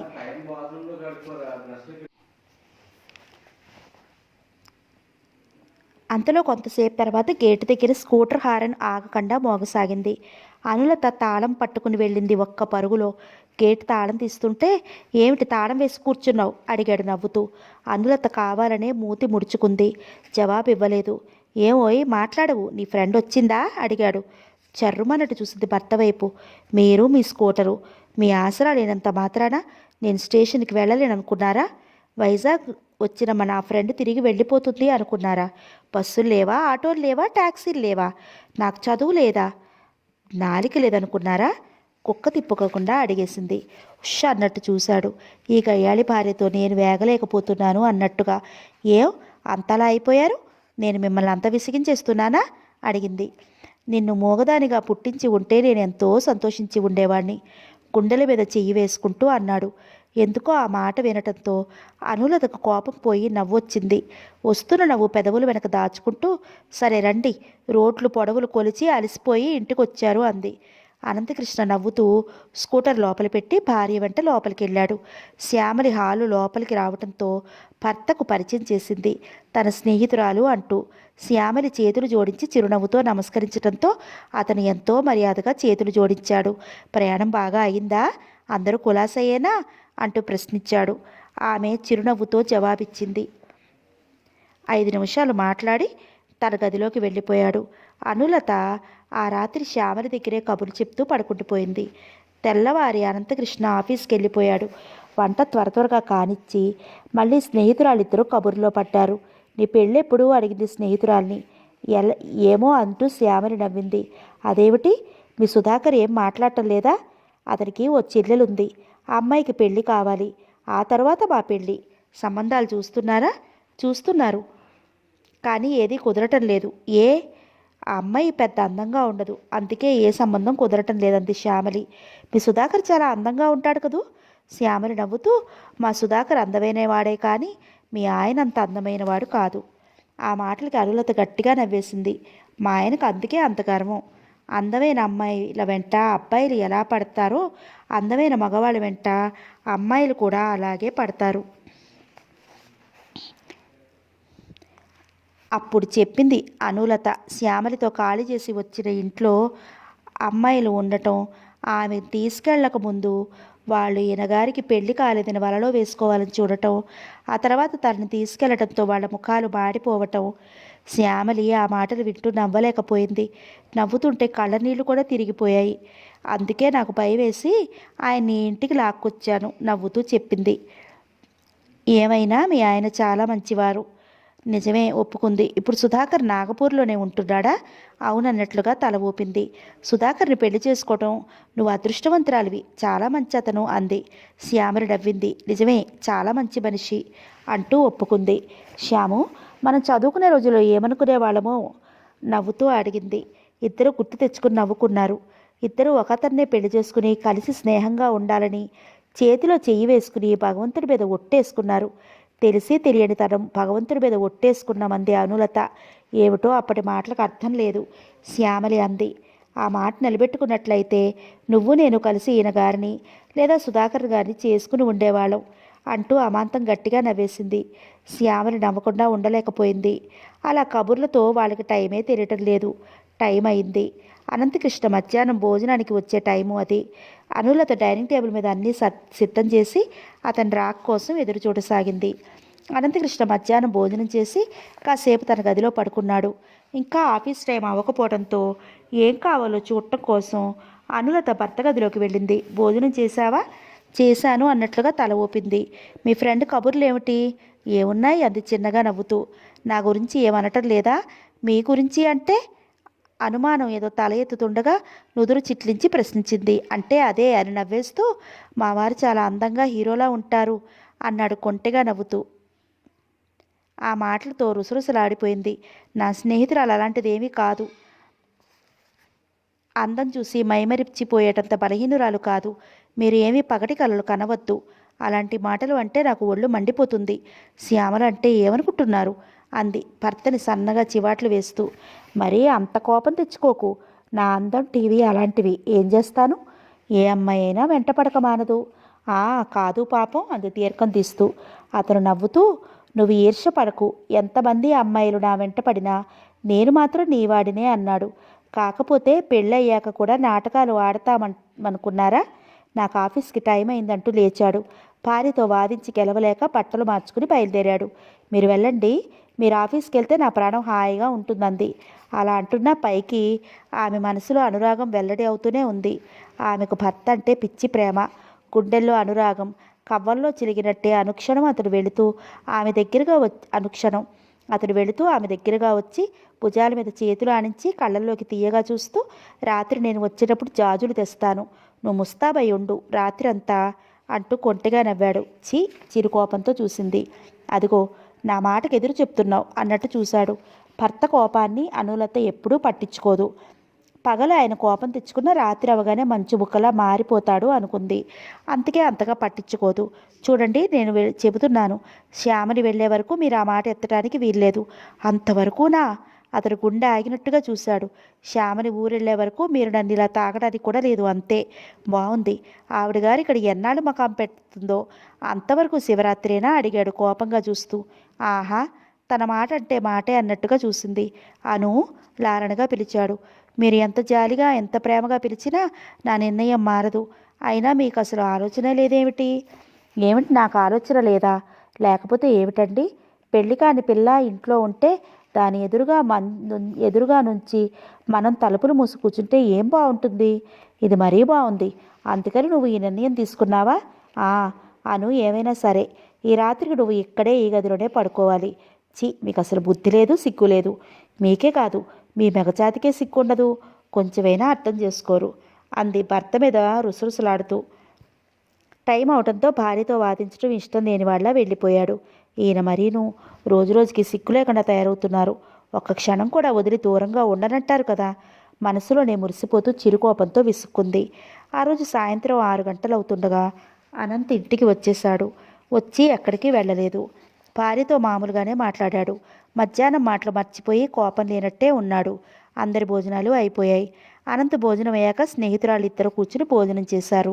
తర్వాత అతని గదిలో మంచం మీద పడుకుని పుస్తకం ఏదో చదువుకోసాగాడు.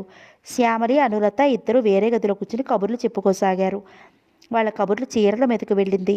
ఏ ఊళ్ళో ఏ షాపులో కొన్న చీరో శ్యామలి చెప్తుంటే, ఏ ఊళ్ళో ఏ షాపులో ఎంతగా చీర కొన్నదో అనులత చెప్తోంది. ఇద్దరూ కలిసి వాళ్ళ చీరలు తీసి చూస్తున్నారు. శ్యామల చీర ఒకటి అనులతకు ఎంతో నచ్చింది. అనులత చీర ఒకటి శ్యామలకి ఎంతో నచ్చింది. ఇద్దరూ కలిసి అనుకున్నారు, ఒకరి చీర ఒకరు కట్టుకోవడానికి. అంత బాగా నచ్చే వాళ్ళకి ఆ చీరలు. అంతలో అనులతని అను అంటూ పిలిచాడు. కొంచెం మంచినీళ్ళు తీసుకురా అని. ఇప్పుడే వస్తాను, మంచినీళ్ళు ఇచ్చి అంటూ లేచి నిలబడింది. మర్చిపోయాను అంది. ఏమిటి అన్నట్టు చూసింది శ్యామల. స్నేహితురాలు వైపు ఏం చెప్తుందో అన్నట్లు. ఈరోజు పాలు విరిగిపోయాయి. అరే, ఏం కంగారు పడకు, మిల్క్ పౌడర్తో కాఫీ కాసాను. ఆ విరిగిపోయిన పాల ముద్దను తీసి వేరే ఉంచి పుస్తకంలో చదివిన కొత్త స్వీట్ తయారు చేశాను. చచ్చానంది కావాలని గాబరా నటిస్తూ. చాలే, నువ్వు ఇలా అంటావని నువ్వు మధ్యాహ్నం పడుకున్నప్పుడు ఆ స్వీట్ తయారు చేశాను. ఇప్పుడు గుర్తొచ్చింది. మా ఆయనకు మంచినీళ్ళు ఇచ్చి నీకు ఆ స్వీట్ తెస్తానుండు అంటూ అక్కడి నుంచి వెళ్ళింది. త్వరగా రా. ఆ స్వీట్ ఎలా చేశావో ఏమిటో తలుచుకుంటేనే గాబరా ఒకవైపు మరోవైపు నోరు ఊరుతోంది. పెద్ద గొప్ప. నేను చేసిన వంటలు మరీ అలా ఉండవు. మా ఆయనైతే తెగ మెచ్చుకుంటారు అంటూ చెప్పి వెళ్ళింది. ఏం మెచ్చుకుంటాడో ఏమో, పైకి అలా అనవచ్చు. ఇది వండిన కూర తింటుంటే తిండి అంటే అసహ్యం అనిపించేటట్లుగా ఉన్నాయి. అతను ఏం చేస్తాడు పాపం, ఇది ఎలా వండితే అలా తింటాడు అని అనుకుంటూ మంచం మీద అలా కూర్చున్న స్నేహితురాల కోసం చూడసాగింది. మంచినీళ్ళ గ్లాస్ తీసుకుని గదిలోకి వెళ్ళింది. అనంత్ మంచం మీద పడుకుని ఉన్నాడు. ఏమండి, ఇవిగో మంచినీళ్ళు అంటూ దగ్గరగా వెళ్ళి గ్లాస్ అందివ్వబోయింది. అతను మాట్లాడలేదు, కళ్ళు విప్పి చూడలేదు. ఏమండో ఈ శ్రీవారు కాస్త గట్టిగా పిలిచింది. అయినా అతను కళ్ళు తెరిచి చూడలేదు. దగ్గరగా వెళ్ళి తట్టి లేపింది. లేవండి అంటూ. అతను కళ్ళు విప్పి చూసి చప్పున ఆమె చేయి పట్టుకున్నాడు. వేషాలు బాగానే ఉన్నాయి, ముందు మంచినీళ్ళు తాగండి అది చిరుకోపంతో చూస్తూ. అన్నాడు. ఏమిటి ఊహు అర్థం కానట్టు చూసింది. నాకు మంచినీళ్ళు వద్దు అన్నాడు. ఆమె ముఖంలోకి పరీక్షగా చూస్తూ కొంటెగా నవ్వాడు. ఆమెకు అర్థమైపోయింది అతని చూపులను బట్టి. అదే మరొక రోజైతే ఏమో అతని చేతుల్లో ఇమిడిపోయి గుండెల్లో కరిగిపోయేది. ఇప్పుడు ఎలా? అవతల గదిలో పెళ్లి కావలసిన పిల్ల తన స్నేహితురాలు శ్యామలి ఉంది. చాలండి వేషాలు, అవతల శ్యామలి ఉంది. మీరు ఏమని చెప్పారు సూటిగా ప్రశ్నించింది. ఏం చెప్పావు? నవ్వుతూ చేయి పట్టి లాగాడు. అబ్బా ఉండండి, నీళ్లు ఒలికిపోయాయి అంది చిరాకు పడుతూ. ఆమె చేతిలో గ్లాస్ అందుకుని టేబుల్ మీద పెట్టేసి అనులతను పట్టి దగ్గరికి లాక్కున్నాడు. అబ్బా వదలండి. వదలమంటుంటే. అబ్బా మీకు అసలు సిగ్గులేదు బాబు అంటూ అతని పట్టు విడిపించుకోవడానికి చూసింది. అతను వదిలిపెట్టలేదు. లైట్ ఆర్పేశాడు. అబ్బా తలుపులు తీసున్నాయి, వదలండి. తలుపులు వేసేస్తానులే అంటూ నవ్వాడు. అనులత ఒళ్ళు మండిపోయింది. అవతల గదిలో స్నేహితురాలు ఉంది. ఇప్పుడే వస్తానని చెప్పి వచ్చింది. ఆమె చిన్నపిల్ల ఏమన్నానా? ఆ మాత్రం అర్థం కాదు. శ్యామలి ముఖం చూడటమేలా? తలుపులు వేసి వచ్చి ఆమెను వదలకుండా జాజులు తీసి ఆమె తలలో పెట్టి నవ్వుతూ ఎప్పుడూ మగవాడి మాటలే చెల్లుతూ ఉంటాయి అని అంటూ ఆమె ఇష్టాయిష్టాలతో ప్రమేయం లేకుండా కోరికతో దగ్గరికి తీసుకుని గుండెలకి అదుముకున్నాడు. శ్యామలు తన గదిలో కూర్చుని స్నేహితురాలి కోసం చూడసాగింది. ఏమిటి ఇంకా రాదు? మంచినీళ్ళు ఇచ్చొస్తానని వచ్చేటప్పుడు తాను చేసిన స్వీట్ తీసుకొస్తాను, రుచి చూడమంది ఏం చేస్తోంది? కొంపదీసి వంటగదిలో కూర్చుని మరో స్వీట్ కానీ తయారు చేయటం లేదు కదా? చచ్చాను దేవుడా అని ఎలా ఈవిడ గారిని తప్పించుకోవడం? మహాప్రభో, నువ్వే రక్షించాలి అంటూ భగవంతుడికి మనసులోనే దండం పెట్టుకోసాగింది. గంటైనా అనులత రాలేదు. భగవంతుడా, ఏమిటి దారి? ఇప్పుడు నేనేం చేయాలి? ఈ చిలకమ్మ కాస్త వంటిట్లో దూరి ఇంకేం వంటలు చేస్తోందో. మరో గంట గడిచిపోయింది. శ్యామలకి ఇంకా ఆలోచించే శక్తి లేక అలా మంచం మీదకి ఒరిగింది. నిద్రపోలేదు. కళ్ళు తెరిచే చూడసాగింది. అదే సమయంలో అనులత ఆ గదిలోకి వచ్చి పడింది. ఆ గదిలోకి ఎవరో తనని నెట్టినట్టుగా. ఆమెను చూస్తూనే శ్యామలి చప్పును లేచి కూర్చుంది. ఏది స్వీట్ తెస్తానన్నావు అడిగింది. స్వీటా? ఏం స్వీటు? మాట మర్చిపోయిన దానిలో చూడసాగింది. అదేమిటో తల్లి, మతిమరుపు కూడా వచ్చేసిందా? ఏదో కొత్త రకం స్వీట్ చేశాను తెస్తానని వెళ్ళావు కదే. ఇంతకు చేసిన స్వీట్ తేవడానికి వెళ్ళావా, లేక పాలు విరక్కొట్టి స్వీట్ తయారు చేయడానికి వెళ్ళావా, లేక నువ్వు ఆ స్వీట్ తినడానికి వెళ్ళావా? మాట్లాడవేంటి తల్లి, అలా కళ్ళప్పగించి చూస్తావు అంటూ కుక్క తిప్పుకోకుండా మాట్లాడుతూ అప్పుడు చూసింది స్నేహితురాలి వైపు. అనులత ముఖం ఎర్రగా కందిపోయింది. నుదుటి జుట్టు కొద్దిగా చెదిరినట్టుగా ఉంది. తల కొద్దిగా రేగిపోయి ఆమె ఏదో కొత్తగా కనిపించింది. శ్యామలి పెళ్లి కాని కన్నెపిల్ల అయినా ఏదో గ్రహింపైంది. ఆమె వెళ్ళింది స్వీట్ తేవడానికి. వెళ్ళినా వాళ్ళ ఆయన ఆమెను గదిలోకి పిలిచి ఆమె మరి ఇంకా ఆలోచించలేకపోయింది. అనులతనేమీ ప్రశ్నించలేదు. ఈలోగా అనులత మంచం మీద పడుకుని ముసువైపు తన్నేసింది. శ్యామలి గప్చిప్గా లైట్ ఆర్పేసి పడుకుండిపోయింది. మర్నాడు అనులత తెల్లవారే లేచి స్నానం చేసి రోజులా మామూలుగా హుషారుగా ఉంది. అనంతకృష్ణ ఆ రోజు వెళుతూ భార్యకి చెప్పాడు, నేను మధ్యాహ్నం ఆఫీసుకు సెలవు పెట్టి వచ్చేస్తాను. ఫ్రెండ్ పెళ్లి ఉంది. రాత్రి ఫ్రెండ్స్ అందరం కలిసి వెళుతున్నామంటూ. అనులత నవ్వుతూ తల ఊపింది. ఆమె వైపు కొంటెగా చూశాడు. ముఖం తిప్పుకుంది. అతని మనసు ఆగలేదు. ఆఫీస్కి వెళ్తున్నవాడు ఆగి ఆమెను బలంగా రెండు చేతుల్లోకి దగ్గరగా తీసుకున్నాడు. ఆ క్షణం అనులతను వదిలిపెట్టి కొంటెగా నవ్వుతూ చెయ్యి ఊపి స్కూటర్ స్టార్ట్ చేసి వెళ్ళిపోయాడు. ఆమె ముఖం ఎర్రగా సిగ్గుతో కందిపోయినట్లుగా అయింది. సిగ్గుగా భర్తను చూసి చెయ్యి ఊపింది. అనులత మనసంతా తీయగా హాయిగా అనిపించసాగింది. ఆయనకు నేనంటే ఎంతో ప్రాణం. తన ఎదురుగా ఉంటే ఆ కళ్ళల్లో ఎంత మెరుపు! గుండెల్లో పెళ్ళుపులకే సంతోషం ఆ కళ్ళల్లో స్పష్టమవుతుంది. జన్మజన్మలకు ఆయనే తన భర్త కావాలి. తను ఆయనకు భార్య కావాలి. ఆ అదృష్టం భగవంతుడు తనకు అందించాడు. ఏ స్త్రీకి మాత్రం కలుగుతుంది ఇంత అదృష్టం? అనులత మైమర్చినట్లుగా అలా చూస్తూ ఉండిపోయింది. కదలక మెదలక. భుజం మీద చెయ్యి పట్టంతో ఉలిక్కిపడి తల తిప్పి అటు చూసింది. శ్యామలి నవ్వుతూ చూసింది. మీ శ్రీవారు వెళ్ళి 1 గంట అయింది అని చెప్పి గుర్తు చేయడానికి వచ్చాను అంది హాస్యంగా. ఆ మాటలకి సిగ్గుపడుతున్నట్లుగా తల ఉంచుకుని శ్యామలి చేతి మీద గట్టిగా గెల్లింది. నీకు ఇప్పుడు తెలియదు. నీకు పెళ్ళయ్యి మీ ఆయన నిన్ను దగ్గరికి తీసుకుని అంటూ శ్యామలి చెవిలో కుసకుసలాడింది. శ్యామలి చెవులు రెండూ మూసుకుంది. చాలు తల్లి, ఇక నేను వినలేను, ఆపు అంది సిగ్గుపడుతూ. అనులత గట్టిగా నవ్వేస్తూ అన్నట్లు చెప్పటం మరిచాను. ఈరోజు మా ఆయన ఫ్రెండ్ పెళ్ళికి వెళుతున్నాను అంది. అయితే అన్నట్టు చూసింది. మనం సెకండ్ షో సినిమాకు వెళ్ళిపోదాం. అమ్మో అంది శ్యామలి భయంగా. ఏ అంది అర్థం కాని దానిలా. మనిద్దరం సెకండ్ షో సినిమాకా? భయం కాదు అంది. ఏం కాదు, ఆ రోజులు పోయాయి. మనల్ని ఎవరైనా ఏమైనా అన్నారు అంటే మనలోనే ఏదో తప్పు ఉంది అని అర్థం. మనం దర్జాగా వెళ్ళి దర్జాగా సినిమా చూసి వద్దామంది. శ్యామలి అయిష్టంగా తల ఊపింది. ఆయనకి చెప్పవద్దు అంది రహస్యంగా. అలాగే అన్నట్లు మళ్ళా తల ఊపింది. ఇద్దరు గదిలోకి వెళ్ళి ఆలోచించుకున్నారు ఏ సినిమాలు చూద్దామని. ఫస్ట్ షోకి వెళ్ళి మళ్ళా అటుండి సెకండ్ షో సినిమా చూసి వచ్చేద్దాం అనుకున్నారు. త్వరగా వంట కానిచ్చేశారు. అనులత హుషారుగా ఉంది. భర్త రాక కోసం ఎదురు చూస్తూ. స్నేహితురాలతో గడపటం ఆమెకి ఇష్టంగా సంతోషంగా ఉంది. భర్త పెళ్లికి వెళ్ళగానే స్నేహితురాలతో నవ్వుకుంది. అనంతకృష్ణ మధ్యాహ్నం ఇంటికి వచ్చి భోజనం చేసి 1 గంటసేపు పడుకుని నిద్ర లేచి స్నానం చేసి బట్టలు మార్చుకుని చిన్న సూట్ కేసులో 1 జత బట్టలు సర్దుకుని స్కూటర్ మీద బయలుదేరి వెళ్ళిపోయాడు. అనులత శ్యామలి ఒకటే హుషారు సందడిగా ఉన్నారు సినిమాకి వెళ్ళడానికి తయారవుతూ. అనంతకృష్ణ ఫ్రెండ్కి చిన్న యాక్సిడెంట్ అవడంతో అతను ఆగిపోయాడు. అతనితో పాటు మిగతా వాళ్ళు ఆగిపోయారు. అందరూ కారులో రాత్రి 1 గంటకు బయలుదేరి వెళదామని నిశ్చయించుకున్నారు. అందుకే తిరిగి వచ్చాడు ఆ టైంకి వెళదామని. ఇంటికి వెళ్ళేసరికి తలుపు దగ్గరగా చేరవేసి ఉంది. హాల్లో ఎలాంటి సందడి లేదు. ఎవరూ ఉన్న అలకిడి లేదు. శ్యామలి తన గదిలో ఉంది కాబోలు లైట్ వేసి తలుపులు దగ్గరగా వేసున్నాయి. అనులత మంచం మీద పడుకుని అటు తిరిగి పుస్తకం చూస్తోంది. అందంగా సిగ చుట్టుకుంది. తలలో పూలు పెట్టుకుంది. తను ఆమె కోసం పుట్టినరోజు కొన్న చీర కట్టుకుంది. అందంగా ముస్తాబయింది.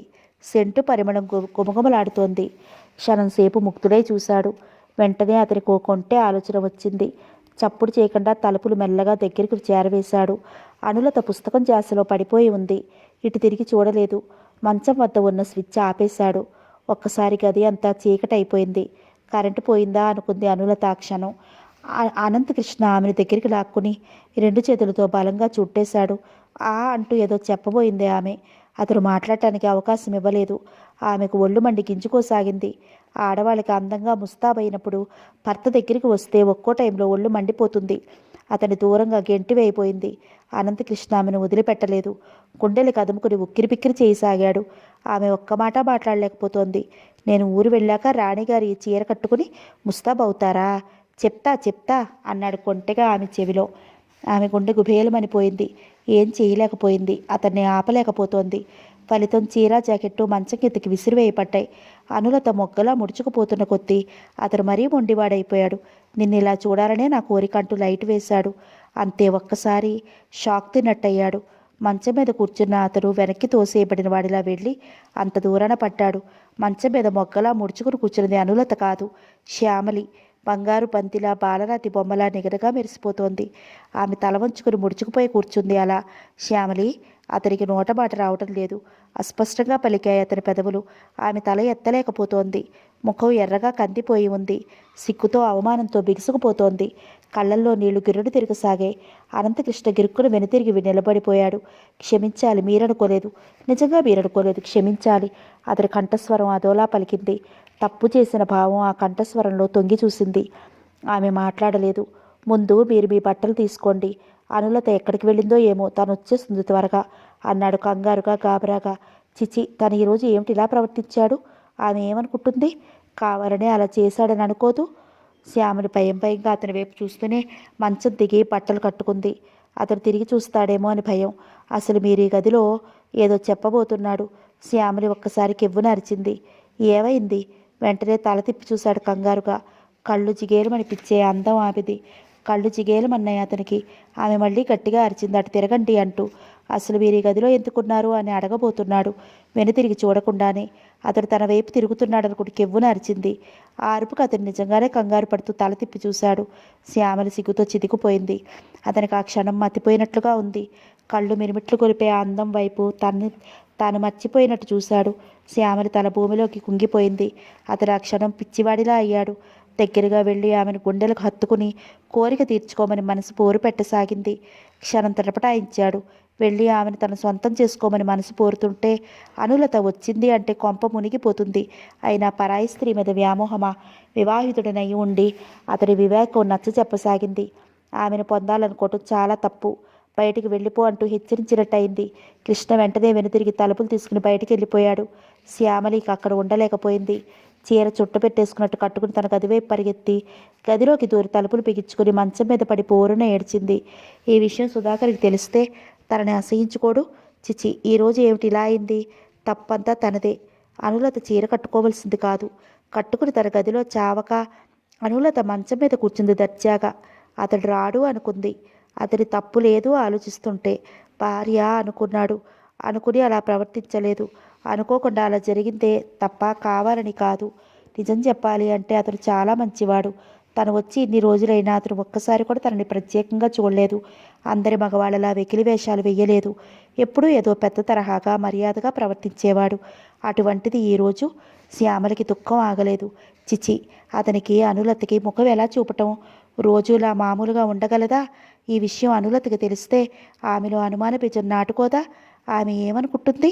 తను లేని సమయంలో భర్తను వశపరుచుకున్నాననుకోదు. ఇది పొరపాటుగా జరిగిందనుకుంటుందా? ఎవరికైనా తెలిస్తే ఎవరైనా అలా అనుకుంటారా? కావాలని చేసిందే అనుకుంటారు. తన పరిస్థితిని ఎంత దిగజార్చింది అంటే తను కట్టుకున్న అనులత చీర. ఆ చీర వైపు మరోసారి చూసుకుంది కన్నీళ్లతో. దుఃఖం ముంచుకు వచ్చేసింది. ఆ చీర అంటే పట్టరాని కోపం ముంచుకు వచ్చింది. వెంటనే ఆ చీర విప్పేసి మరో చీర కట్టుకుంది.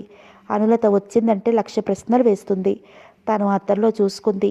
ఏడ్చి ఏడ్చి కళ్ళు ఎర్రగా కనురెప్పలు పొంగిపోయి ఉన్నాయి. తల అంతా రేగిపోయి ఉంది. అలా చూస్తే ఆమెకు అనుమానం కలుగుతుందని బాత్రూమ్ వైపు వెళ్ళింది. అనులత శ్యామిలి ఇద్దరూ సినిమాకు బయలుదేరుతుండగా పక్కింటి ఆవిడ ఆమెకు కబురు చేసింది. సంవత్సరం కూతురికి ఒంట్లో బాగాలేదు, హాస్పిటల్కి వెళుతున్నాను, మా వారి ఇంటి వద్ద లేరు, క్యాంపుకి వెళ్ళారు, తోడు రమ్మని. ఆమె చాలా మంచిది, ఏ కష్టం సుఖం వచ్చినా పిలిస్తే పలుకుతుంది. అలాంటప్పుడు ఆమె కబురు చేసినా వెళ్లకుండా సినిమాకి వెళ్తే ఏం బాగుంటుంది? ఆమె ఏమనుకుంటుంది? అందుకే మాట తీసేయలేక ఇప్పుడే వస్తానని శ్యామలికి చెప్పి బయలుదేరింది. నేను రానా అడిగింది శ్యామలి. ఎందుకు, నేను ఇప్పుడే వచ్చేస్తాను, నువ్వు గదిలో లైట్ వేసి కూర్చో అంది. శ్యామలి తలుపు వేసి కూర్చుంది. అంతలో అనంతకి వైరు వచ్చింది. సంతకం చేసి తీసుకుని తలుపు వేయటం మర్చిపోయింది. గదిలో కూర్చుని పుస్తకం చదువుతూ సుధాకర్ గురించి ఆలోచిస్తూ తీయని ఊహల్లో మునిగిపోయింది. ఈలోగా అనంత రావటం ఆమెకి తెలియదు. అనులత అప్పుడు ఇంటికి వచ్చింది. అనంత గదిలో బట్టలు కూడా మార్చకుండా కాలిబూట్లైనా విడవకుండా మంచం మీద పడుకుని సీలింగ్ ఫ్యాన్ వైపు చూస్తూ ఏదో ఆలోచనలో మునిగిపోయాడు. అతనికి ఎప్పుడూ అలా అనిపించలేదు. పెళ్ళి అయిన ఇన్ని రోజుల్లో ఏమిటి అలా ఉన్నారు? ఏం జరిగింది? పెళ్ళికి వెళ్తాను అన్నారు, వెళ్ళారు. వెళ్లే ముందు చాలా హుషారుగా ఉన్నారు. అక్కడ ఏం జరిగింది? అక్కడ ఏమైనా మాటలు వచ్చాయా? ఆ మాటల మధ్య ఏమైనా గొడవ జరిగిందా? ఎందుకని అలా ఉన్నారు? అనులత కంగారుగా మంచం దగ్గరగా వెళ్ళి, ఏమండి, ఎప్పుడొచ్చారు? ఎంతసేపు అయింది అడిగింది. భార్య కంఠస్వరం వింటూనే ఉలిక్కిపడ్డాడు. తల తిప్పి చూసి చిన్నగా నవ్వాడు. ఆ నవ్వులో జీవం లేదు. ముఖం అదోలా ఉంది. ఏమిటి అలా ఉన్నారు? పెళ్ళికి వెళ్ళలేదా అంటూ నుదుటి మీద చెయ్యి ఆనించింది. ఆమె చేతి మణికట్టు దగ్గర అలాగే గట్టిగా పట్టుకున్నాడు. ఒక్క క్షణం కళ్ళు మూసుకున్నాడు. గుండెల్లో ఏదో బాధ, తప్పు చేశానే అన్న భావం హృదయాన్ని తొలిచేస్తోంది. ఆ బాధని పైకి కనిపించనివ్వకుండా ఎక్కడికి వెళ్ళావు అడిగాడు. ఆమె చెప్పింది. అతను మౌనంగా విన్నాడు. అయ్యో పాపం అనుకుని ఆ పాపకి ఎలా ఉంది అని అని కానీ ఏమీ అనలేదు. భర్త వైపు రెప్పవాల్చకుండా ఆశ్చర్యంగా చూసింది క్షణం సేపు. ఏమిటి అలా ఉన్నారు? నాతో చెప్పరా? మంచం మీద కూర్చుంటూ అడిగింది. అతను ఆమె చెయ్యి వదిలిపెట్టలేదు. గట్టిగా అలాగే పట్టుకున్నాడు. అనులతకి చిరునవ్వు వచ్చింది. భర్త ఆమె కళ్ళకి ఆ క్షణం 10 ఏళ్ల పసిపిల్లవాళ్ల కనిపించాడు. వంగి నుదుటి మీద ముద్దు పెట్టుకుంది. అతను నవ్వబోయాడు. నవ్వు రాలేదు. స్త్రీ దగ్గరగా ఉంటే అవే ఆలోచనలు అతని మనసు అల్లకల్లోలం చేస్తున్నాయి. భార్య అయినా సరే ఆ స్పర్శ భరించాలి అంటే ఏదో భయం అతని చుట్టేసింది. ఈ విషయం భార్యకు తెలిస్తే ఆమె తనని అసహించుకోదు. తను చెప్పకపోయినా శ్యామలి చెప్పేస్తుంది. నువ్వు లేనప్పుడు నీ భర్త అలా చేశాడు అని. శ్యామలి చెప్పకపోయినా చెప్పినా ముందు తాను చెప్పేయడం మంచిదేమో. అతనికి ఏమీ తోచడం లేదు. చెప్తే భార్య అసహించుకుంటుంది. చెప్పకపోతే శ్యామలి చెప్పేస్తే ఈ విషయం నాకెందుకు చెప్పలేదంటూ ఇంకా మండిపడుతుంది. అతనికి ఏం చేయాలో పాలుపోవటం లేదు. ఏమిటండి మాట్లాడరు? ఏమిటి అలా ఉన్నారు? నాతో చెప్పరా మళ్ళీ అడిగింది. అతను నవ్వి, చెప్పడానికి ఏం లేదు, ఊరికే అలా ఉన్నాను. నేను వచ్చేసరికి నువ్వు లేవు, పడుకున్నావు అంతే అన్నాడు. ఒక్క క్షణం అలా చూసి ఏమనుకుందో ఏమో, ఏమీ మాట్లాడలేదు. శ్యామలి ఏది? అతను మాట్లాడలేదు. ఉండండి, ఏం చేస్తుందో చూసొస్తాను అంటూ అక్కడి నుంచి అటుగా వెళ్ళింది. అతని గుండె ఒక్కసారి కొట్టుకుంది. శ్యామలి చెప్పేస్తుందేమో. అతనికి ఏదో భయం అనిపించింది. తన తప్పు ఏం లేదు, కావాలని చేయలేదు అనులత అనుకున్నాడు. భార్యను ప్రేమించినంతగా తను ఎవరినీ ప్రేమించలేదు. ఏ స్త్రీ మీద మనసు మళ్ళలేదు. అలాంటి తప్పు తను చేస్తాడా? అనులతను ఎంతగా ఇష్టపడి పెళ్లి చేసుకున్నాడు. ఆమె లేకుంటే తను బ్రతకలేను అనుకునేంత పిచ్చిలో పడి మరీ పెళ్లి చేసుకున్నాడు. పెళ్ళయ్యాక భార్య కాపురానికి రాకముందు తను అంటే వచ్చి ఒళ్ళో పడుకోవడానికి సిద్ధంగా ఉండేవారు. సరస, కోమలి, పద్మ వాళ్ళు తన చుట్టూ తిరిగేవారు. తన చూపుల కోసం ఒక్కసారి చూస్తే చాలని ఆశపడేవారు. వాళ్ళ కోరిక తీర్చుకోవాలని తపన పడేవారు. తను ఎంతో యుక్తిగా తప్పుకునేవాడే కానీ అవకాశం దొరికింది అని వాళ్ళని లొంగ తీసుకుని తన కోరికలు తీర్చుకోలేదు. తను శ్యామలిని ఎలా కోరుకుంటాడు? అంతా తప్పు ఆమెదే. పూర్తిగా ఆమెది కాకపోవచ్చు. అలా జరగవలసి ఉంది అంతే. ఆలోచిస్తున్న అతనికి ఎంత వద్దు అనుకున్నా శ్యామలి అందం, శరీరం వంపులు, ఆ అందాలు కళ్ళ ముందు కదలసాగాయి. అనులత అనుకుని పొరపడిన అతని చేతులు ఊరుకోలేదు. ఆ క్షణం ఆమెను ఉక్కిరిబిక్కిరి చేసేసి మత్తులో ముంచేసేలా చేశాయి. ఆమె ఏదో చెప్పబోయినా అతను అవకాశం ఇవ్వలేదు. ఆమెను దోచుకోకపోయినా దోచుకోబడినట్టే అయింది. అతని చేతుల మధ్య మైనపు బొమ్మలా అయింది. అతనికి ఎదురు తిరగాలన్నా ఎదురు తిరగనివ్వలేదు. కోపంతో మండిపోయింది, గింజుకుంది. అయినా అతను పట్టించుకోలేదు. భార్య కదా అని నవ్వుతూ మరింత కొంటెవాడుగా మారాడు. నిస్సహాయరాలిగా మూగగా అలా ఉండిపోయింది. లైటు వేయాలన్న కొంటె ఆలోచన వచ్చింది. ఆ కొంటె ఆలోచనే రాకుంటే బలవంతంగా ఆమెను తను సొంతం చేసుకునేవాడు. పాలరాతి బొమ్మల మంచం మీద కూర్చోబెట్టి ఆ అందం చూడాలని ఆశతో, కోరికతో, కొంటెతనంతో లైటు వేశాడు. గదంతా వెలుతురు వచ్చింది. ఆ లైటు కాంతిలో పరిపూర్ణ యవ్వనంతో మిసమిసలాడే ఆ శరీరం, ఒంపుసొంపుల అందాలు కళ్ళకు మెరుమెట్లు కొరిపాయి. అనులత కాదు అనేసరికి షాక్ తిన్నట్టయ్యాడు. ఎంత పొరపాటు జరిగింది. ఆమెకు పెళ్లి సంబంధం కూడా నిశ్చయమైందని తెలుసు. అనంతకృష్ణ మనసు అంతా అదోలా అయిపోయింది. ఏమీ అనటానికి లేదు. భార్యకి ఇలా జరిగిందని చెప్పటానికి లేదు. సమయం చూసుకుని శ్యామలకి క్షమార్పణలు చెప్పుకోవాలి. అంతే, అంతకన్నా మరో మార్గం లేదు. ఆలోచిస్తూ అలా పడుకున్నాడు. శ్యామలి బాగా ఆలోచించి ఒక నిర్ణయానికి వచ్చింది. ఇక్కడ తాను ఇంకొక క్షణం ఉండలేదు. అనులతకి ఈ విషయం తెలిస్తే చాలా అసహ్యంగా అనిపిస్తుంది. స్నేహితురాలనైనా అనుమానం బయలుదేరుతుంది. ఇక్కడి నుంచి ఎంత త్వరగా బయలుదేరితే అంత మంచిదనుకుని వెంటనే తన సూట్ కేసు తీసుకుని సర్దుకోసాగింది. అప్పుడే అనులత గదిలోకి వచ్చింది. ఆ రోజు తెల్లవారి అనంతకృష్ణ ఆఫీస్కి తొందరగా వెళ్ళిపోయాడు. పని ఉందని ఇంట్లో కాఫీ కూడా తాగలేదు. టైం ఉదయం 10 గంటలు అవుతోంది. సూట్ కేసు సర్దుకుంటున్న స్నేహితురాలి వైపు ఆశ్చర్యంగా చూసింది. ఏమిటి శ్యాము, సూట్ కేసు ఎందుకు సర్దుతున్నావు అడిగింది. ఆమెకు నిజంగానే అర్థం కాలేదు. ఆమె ఎందుకు అలా ఉందో. ఆమె వెంటనే జవాబు ఇవ్వలేదు. మౌనంగా సూట్ కేసు సర్దుకుంటూ ఏమని చెప్పాలా అని ఆలోచిస్తూ తల తిప్పి చూసింది. శ్యాము ఆమె భుజంపై చెయ్యి వేసి ప్రశ్నార్థకంగా చూసింది. నేను వచ్చే చాలా రోజులైంది కదూ అంది. రాణి నవ్వు బలవంతంగా పెదవులు మెదుగు తెచ్చుకుంటూ. ఎన్ని రోజులైంది ఏమిటి? రేపటికి వారం అవుతుంది అంతేనా అంది. అంతేనా అంటావు, నీకు అలానే ఉంటుంది. 2 రోజుల్లో వచ్చేస్తానని చెప్పి బయలుదేరాను. ఎవరికి? సుధాకర్కా? నవ్వుతూ అడిగింది. శ్యామలి మరో టైంలో అయితే సిగ్గుపడేదే. ఆ క్షణంలో ఆమెకు సిగ్గు అనిపించలేదు, బాధ అనిపించింది. జీవితం అంటే విరక్తి అని జరించింది. సుధాకర్కి ముఖం చూపించకుండా ఎక్కడికైనా దూరంగా పారిపోవాలనిపిస్తోంది. అయినా పారిపోలేకపోతోంది. ఎక్కడికి వెళుతుంది? శ్యామలకి దుఃఖం ముంచుకు వచ్చింది. రాత్రి జరిగినదంతా మళ్ళీ కళ్ళ ముందు పరుచుకుని గుండెల్లో నుండి కన్నీళ్లు ఉబికి కళ్ళల్లో నుంచి దుమకడానికి సిద్ధంగా ఉన్నాయి. శ్యాము అంటూ కంగారుగా ఆమె భుజాలు పట్టుకుని తన వైపు తిప్పుకుని ఆమె గెడ్డం పట్టి పైకెత్తింది. కళ్ళల్లో నీళ్లు స్నేహితురాలికి ఎక్కడ కనిపిస్తాయో, ఆమె ఏమనుకుంటుందో అని కనురెప్పలు పైకెత్తలేదు. అయినా అనులత కళ్ళల్లో పడ్డాయి. శ్యాము ఎందుకే కన్నీళ్లు అడిగింది కంగారుగా. ఆమె ఏమనుకోలో తోచడం లేదు. ఏమీ లేదు అంది దుఃఖం ఆపుకోవడానికి ప్రయత్నిస్తూ. అయినా ఆ దుఃఖానికి ఆ కన్నీళ్లకు ఆనకట్ట లేకుండా పోయింది. శ్యాము నువ్వు నా దగ్గర ఏదో దాస్తున్నావు. ఏం జరిగిందో చెప్పు. ఇంటి దగ్గర నుండి ఏమైనా ఉత్తరం వచ్చిందా? సుధాకర్ ఏమైనా కోపంగా రాశాడా అడిగింది. ఇక దుఃఖం ఆపుకుని నిలబడే శక్తే లేనట్టు అంటూ ఆమెను పట్టుకుని బోరున ఏడ్చింది. శ్యాము ఏమిటి? ఎందుకింత బాధపడుతున్నావు? ఏం జరిగింది? ఏమైనా అన్నారా? పోనీ నేనేమైనా అన్నానా? నాకు తెలియకుండా నీ మనసు ఏమైనా నొప్పించానా? అలా అయితే క్షమించు. నన్ను క్షమించమని మనసారా అడుగుతున్నాను. నీ స్నేహాన్ని నేను వదులుకోలేను అంది కన్నీళ్లతో. అంటూ తల విదిలించింది. అదేమీ కాదు అన్నట్లు. మరేమిటి? ఎందుకంత బాధపడుతున్నావు? పక్క వాళ్ళు ఏమైనా అన్నారా? పోనీ మా వారేమైనా అన్నారా? మాటతో నీ మనసు ఏమైనా కష్టపెట్టారా? చెప్పు. ఆయన వచ్చాక నీ ఎదురుగా పెట్టి దులిపేస్తాను. నా భర్త అయినా ఎవరైనా ఒకటే. నువ్వు నా ప్రాణం. మన స్నేహం ఒక బంగారు కళ అంది.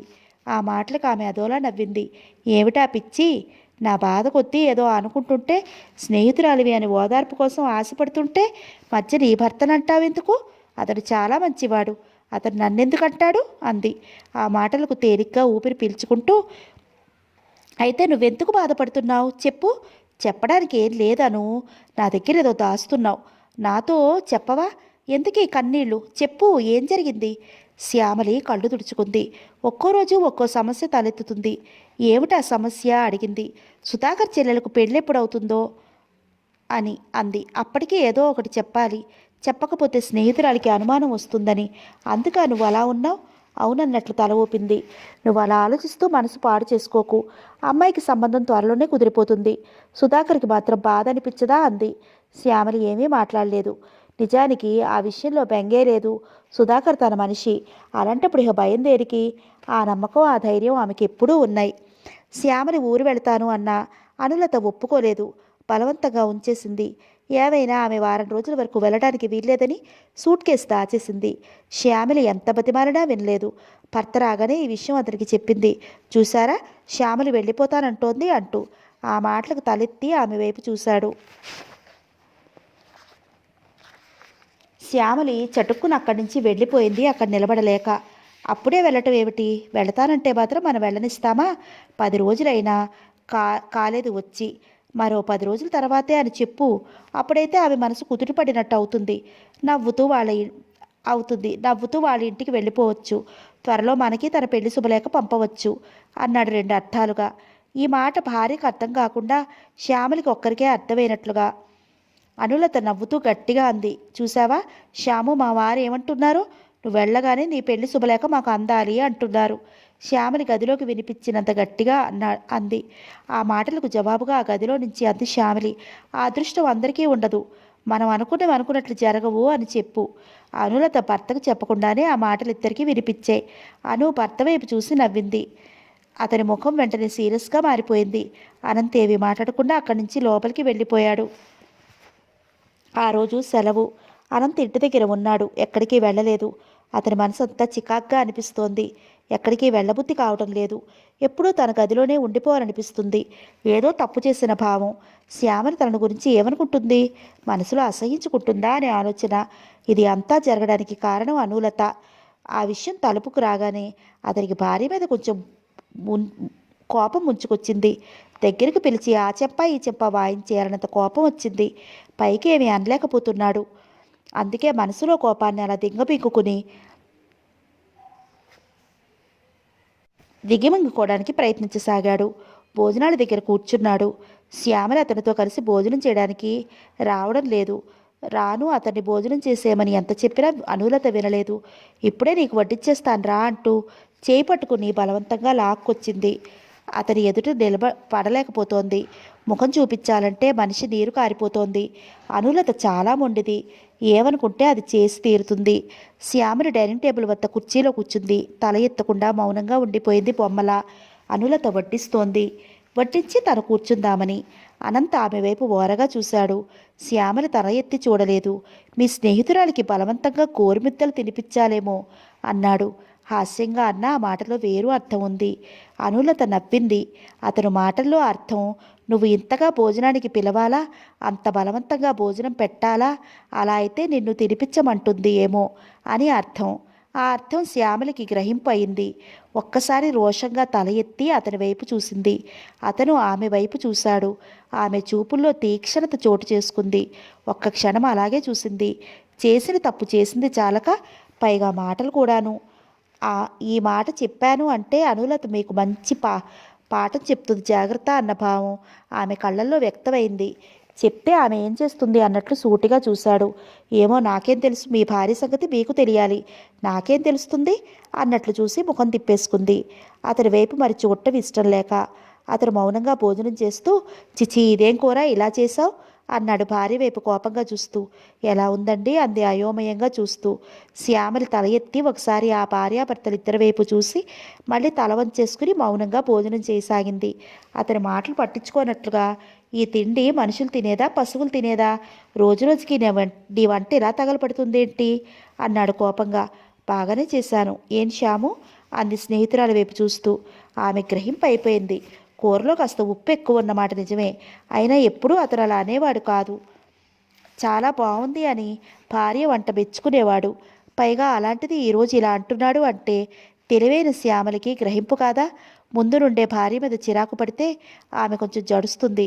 భర్త అంటే భయం ఏర్పడుతుంది. శ్యామలి స్నేహితురాలికి ఈ విషయం చెప్పిన అనులత భర్త కోపంలో ఉండగా భర్తనేమీ అనలేదు కదా, అది అతని ఎత్తు అనుకుంది.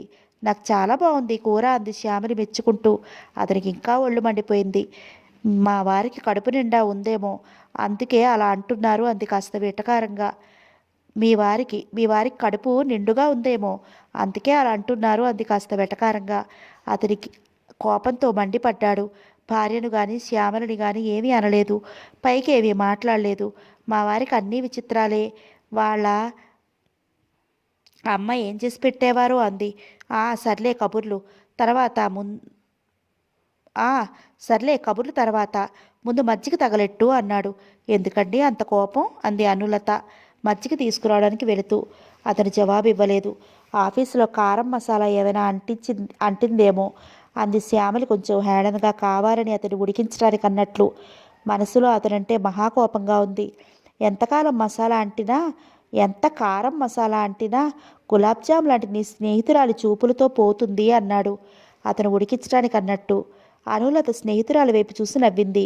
శ్యామలికి ఒళ్ళు మండిపోయింది. నా చూపులు గులాబ్ జాములైతే మరి నీ చూపులో అడగరాదు మీ వారిని అంది శ్యామలి కోపం మింగుకుంటూ. అనులతకు వాళ్ళ సంభాషణలో రెండు అర్థాలు గ్రహింపు కాలేదు. భర్త ఏదో కోపంలో ఉంటే స్నేహితురాలు తన తరఫున మాట్లాడుతోంది అనుకుంది. అలా మాట్లాడటం భర్తకి ఒళ్ళు మండింది అని అనుకుంటోంది అంతే. అతను భోజనం ముగించి గదిలోకి వెళ్ళాడు. అనులత స్నేహితురాలి దగ్గర కుసకుసలాడింది. ఆయన ఉడికిపోతు మనిషి, ఇట్టే ఉడికిపోతారు. ఈ కూర చూసావా ఎంత బాగా చేశాను అంది. శ్యామలికి ఆ మాటకు స్నేహితురాలి వైపు చురుగ్గా చూసింది. చాలే నీ వంట నువ్వును. మీ ఆయన ఎదురుగా నేను నీ తరఫున మాట్లాడాను అంతే. అదే మరొకరైతే ఈ గిన్నెని నెత్తిన బోర్లించేవారు అంది. అదేమిటి అంటూ తెల్లబోయింది అనులత. నిజం, నువ్వు తింటే నీకు తెలుస్తుంది, తిను అంది. ఆ అనులత భోజనానికి కూర్చుంది. అంతే, కూర నోట్లో పెట్టుకోలేక ధూ అంది. మరి అన్నట్టు చూసింది చిరునవ్వుతో శ్యామలి. అబ్బా, నేను తినలేకపోతున్నాను అంది. అందుకే చెప్తున్నాను, నువ్వు ముందు వంటలు బాగా నేర్చుకో. ఎలా అంది. శ్యామలి నవ్వుతూ, అలా అయితే మీ వారి చేత చివాట్లు రోజురోజుకి ఎక్కువ అవుతాయి అంది. అనులత నవ్వింది. మా వారి కోపం ఒట్టొట్టిదే, మళ్ళీ కొంచెం సేపట్లో చల్లబడిపోతారు. ఏం కాదంది శ్యామల. ఎంత పందెం అంది అనులత. 100 రూపాయలు. సరే అంటూ తల ఊపింది అను. శ్యామలికి మనసులో ఏదో అనుమానం ఉంది. అనంతకు కోపం అనేది లేదు. భార్య అంటే పిచ్చి ప్రేమ. అలా జరిగిన దగ్గర నుండి ఈ విధంగా మండిపడుతున్నాడు అనుకుంది. శ్యామలి పందెం కాసినందుకు ఆమె గెలిచింది. అనంత్ కోపంతో భార్య మీద చిరాకు పడసాగాడు. ఆ రోజు కాఫీ తీసుకువెళ్ళి ఇచ్చింది. దీనిలో ఈగ పడిపోయింది అంటూ కసిరాడు, కాఫీ కప్పును విసిరి కొడుతూ. అనులత అలా ఉండిపోయింది. ఈయనలో ఇంత మార్పు వచ్చింది ఏమిటా అని. కళ్ళనీళ్లు గిర్రులు తిరిగాయి. చిన్నపుచ్చుకున్నట్లుగా వెనుతిరిగి వెళ్ళిపోయింది. ఆ రాత్రి అతను పడుకున్నాడు. అనులతకు అతని గదిలోకి వెళ్ళి పడుకోవాలనిపించడం లేదు. శ్యామలి గదిలోనే పడుకోబోయింది. ఆమె ఆలోచించి, ఇలా అయితే ఈ భార్యాభర్తలు ఇద్దరి మధ్య ఇంకా దూరం అయిపోతుంది అని అనులతను అక్కడ పడుకోవద్దంది. అదేమిటి, నేను ఇక్కడే పడుకుంటానంది. అలా వద్దు, మగవాళ్ళు ఏదో చిరాకులో ఉంటే మనం సర్దుకుపోవాలి. నువ్వు వెళ్ళి అక్కడే పడుకో. నువ్వు ఇక్కడ పడుకుంటే నేను రేపే ప్రయాణమై వెళ్ళిపోతాను అంది బెదిరిస్తున్నట్లుగా. అనులత ఎక్కువ వాదించలేదు. భర్త గదిలోకి వెళ్ళింది. తలుపు దగ్గర చప్పుడైనా అతను కళ్ళు విప్పి చూడలేదు. మనసు చివుక్కుమంది ఆమెకు. తనేం చేసింది? ఎందుకు ఆయనకు అలా చిరాకు పడి మాటిమాటికి కోపం తెచ్చుకుంటున్నారు? ఎవరైనా ఏమైనా అన్నారా? ఏం జరిగింది? ఆయన ఏమీ చెప్పటం లేదు. తను నెమ్మదిగా అడిగితే, ఈ చిరాకు పోగొడితే ఆయన కోపం నీటిలో బుడగలాంటిది. ఎన్నిసార్లు ఆయనకి కోపం రాలేదు, తను ఎన్నిసార్లు ఆయన్ని మరిపించి కవ్వించలేదు. అనులత అనుకుంటూ లైట్ ఆర్పి మంచం మీద పడుకుంది. అతను ఏం మాట్లాడలేదు, కదలలేదు. ఏవండి మెల్లగా పిలిచింది. అతను పలకలేదు. ఏవండి, ఎందుకు అలా ఉన్నారు? నాతో చెప్పరు అంటూ అతని గుండెలపై చేయి వేసింది. మాట్లాడలేదు. ఏవండి అంటూ అతని గుండెలపై తల ఆనించింది, కోపం పోగొట్టాలన్న ఉద్దేశంతో. అతను కళ్ళు విప్పి కోపంగా చూస్తూ భార్యను పక్కకి నెట్టివేసి అటు తిరిగి పడుకున్నాడు. ఏవండి అంటూ దగ్గరికి వెళ్ళి అతను చుట్టేయబోయింది. చిచి, ఏమిటిది, నాకు నిద్రొస్తోంది అంటుంటే అన్నాడు చిరాకు పడుతూ. అనులత మాట్లాడలేదు. సిగ్గుపడినట్లయింది. ఎన్నడూ లేనిది అలా విదిలించి కొడుతున్నారు ఏమిటి? ఏం జరిగింది? మరో అమ్మాయితో ఆయనకు కానీ పరిచయం ఏర్పడిందా? ఆమె ఆకర్షణలో పడిపోతున్నారా? ఎవరా అమ్మాయి? తనంటే ఎంతో ప్రాణం పెట్టేవారు. తన్ని చూడకుండా తనకి దూరంగా క్షణం ఉండలేని అల్లరి మనిషి ఈయన. ఈయనలో ఇంత ముభావం, చిరాకు ఎలా కలిగాయి? ఆమెకి శ్యామలి మాటలు గుర్తుకొచ్చాయి.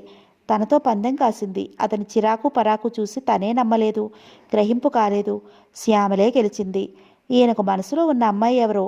అయితే తన జీవితం చివరికి ఏమవుతుంది? ఎవరో అమ్మాయి ఇంట్లోకి ఎప్పుడో ఒకప్పుడు ప్రవేశం అవుతుంది. ఆ రోజు త్వరలోనే వస్తుంది.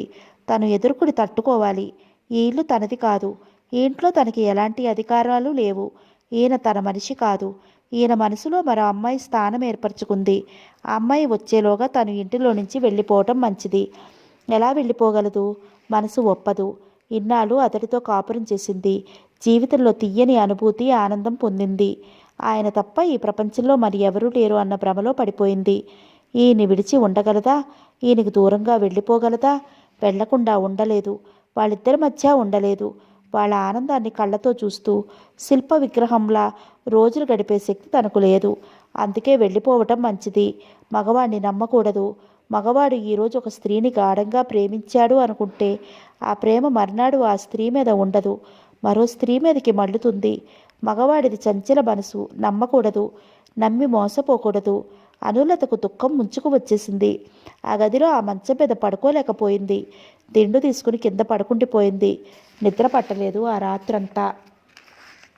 మర్నాడు శ్యామల దగ్గర బోరున ఏడ్చింది. నువ్వే గెలిచావు శ్యాము.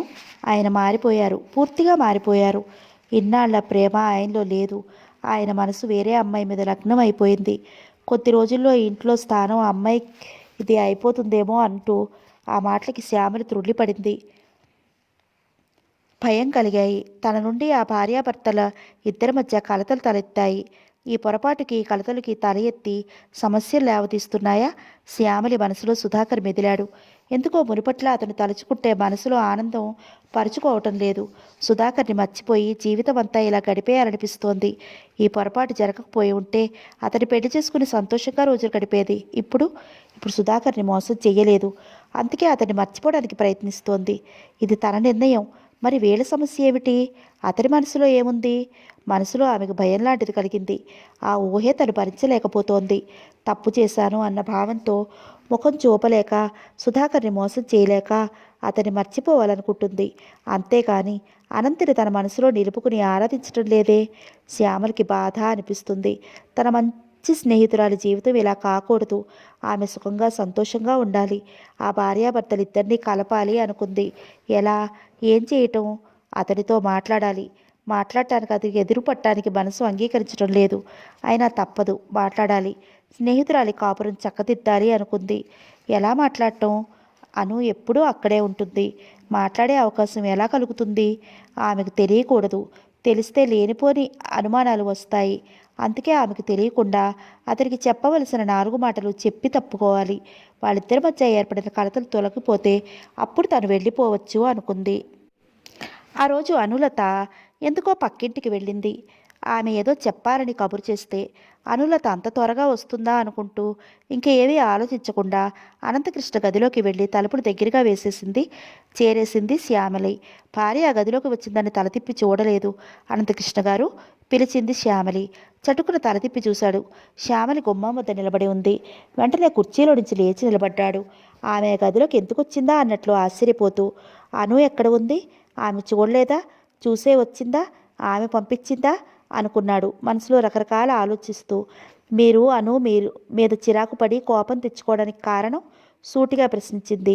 వెంటనే అతడు జవాబు చెప్పలేదు. కోపంగా ముఖం తిప్పుకున్నాడు. నా ప్రశ్నకు సమాధానం కావాలి. కంగుమంది ఆమె కంఠస్వరం. అది మీకనవసరం అంటే నుదురు చిట్లించి అడిగింది.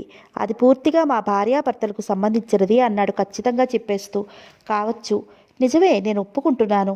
అయితే మీ సంసారంలో తలెత్తిన సమస్యలు, కలతలు, అనుమానాలకి కారణం మరో 3వ మనిషి ఉన్నందువలన జోక్యం కలుగజేసుకోవలసి వచ్చింది. స్పష్టంగా చెప్పింది. అతను మాట్లాడలేదు. మీ మనసులో మరో అమ్మాయి చోటు చేసుకుందని అనుమానించి బాధపడుతోంది.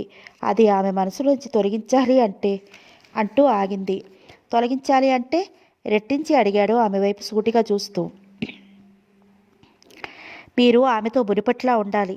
అలా ఉండనివ్వకుండా నా మనసుని మరోవైపుకు మళ్ళించావు నువ్వు. నేనా? ఆశ్చర్యంగా అడిగింది. అవును, నువ్వే అన్నాడు. తప్పు మీదా నాదా? ఇద్దరిదీను. అయితే ఇప్పుడు ఏమిటంటారు? నన్ను ఏం చేయమంటారు? అతను మాట్లాడలేదు. మీరు ఎలా చెప్తే అలా చేస్తాను. నాకు కావాల్సింది నా స్నేహితురాలి జీవితం చక్కబడటం, మీరిద్దరూ అన్యోన్యంగా ఉండటం అంది. అలా ఉండాలి అంటే నువ్వు నా మాట వినాలి అన్నాడు ఆమె వైపు సూటిగా చూస్తూ. ఏమిటి అన్నట్లు తుర్లిపడి చూసింది. అతనికి నవ్వు వచ్చింది. నవ్వు ఆపుకుంటూ మెల్లగా అన్నాడు. మన మధ్య జరిగింది నువ్వు పూర్తిగా మర్చిపోయి ఈ విషయం ఆచూకీ ఎవ్వరికీ చెప్పకుండా ఉండటం. నువ్వు సుధాకర్ని పెళ్లి చేసుకోవటం అన్న అతని మాటలకు శ్యామలి తేలిగ్గా ఊపిరి పీల్చుకుంది. ఆ విషయం నలుగురికి చాటి చెప్పేటంత అవివేకిని కాను. అయితే ఈ విషయం పూర్తిగా మర్చిపోలేనిది. నేను నా భర్తను మోసం చేసినట్లు అవుతుంది. అయితే క్షమించాలి, నేను సుధాకర్ను పెళ్లి చేసుకునే ఉద్దేశం మార్చుకున్నాను. అంటే అన్నాడు అయోమయంగా చూస్తూ. నేను తప్పు చేశాను, తప్పు చేయాలని అనుకోకుండా తప్పు జరిగిపోయింది అంటూ ఇంకా చెప్పబోయింది. నిన్ను సొంతం చేసుకోలేదు కదా అన్నాడు ఆమె మాటలకు అడ్డొస్తూ. ఆమె చివ్వును చూసింది. ఆ కళ్ళల్లో రోషం కదిలింది. మీ సొంతం కాకపోవచ్చు, మీ కోరిక తీర్చుకోలేకపోవచ్చు. అయినా నేను నాకిష్టం లేకుండా మీ శ్యామలని అయ్యాను. ఇది నిజం. శ్యాము అన్నాడు అయోమయంగా చూస్తూ. అవును. అయితే మీరు ఇది పీడకలలా మర్చిపోవాలి, తప్పదు. మీకు పెళ్ళి అయింది, మీ భార్య ఉంది. నేను మీకు ఏమీ కాను. కానీ మీరు అంటూ ఆగిపోయింది. దుఃఖంతో మాటలు రాలేదు. శ్యాము, నన్ను క్షమించు. ఇది పొరపాటుగా జరిగిపోయింది. నిజంగా అనూయే అనుకున్నాను. నేను అంత మూర్ఖుల్లా ప్రవర్తించాను. నన్ను క్షమించు. ఇప్పుడు ఇంత జరిగాక క్షమార్పణలు అనవసరం. ముందు మీరు మీ తప్పు తెలుసుకోండి. అను చాలా బాధపడుతోంది. అది కాదు శ్యాము, నువ్వు నీ జీవితం అన్నాడు బాధగా. ఆమె అదోలా నవ్వి, అది భగవంతుడి నిర్ణయం అంది. నన్నేం చేయమంటావు చెప్పు. నువ్వు ఎలా అంటే అలా చేస్తాను. నా తప్పు దిద్దుకుంటాను. అంటే నువ్వు సుధాకర్ని పెళ్లి చేసుకో. కావాలి అంటే అతనికి జరిగిందంతా చెప్పేస్తాను. ప్రతిభాలితే అర్థం చేసుకుంటాడన్న నమ్మకం ఉంది. మీరు చాలా అమాయకులు. ఏ మగవాడు అంత సులభంగా ఒప్పుకోడు అంది. మరైతే నీ జీవితం చెప్పానుగా, ఈ జన్మకు ఇంతే అని. పోనీ ఈ విషయం అనులతకి చెప్పేస్తే ఏమని ఎదురు ప్రశ్న వేసింది. అతను మాట్లాడలేదు. ఆమె అదోలా నవ్వుతూ అంది. ఆమెకి చెప్పటం అనవసరం.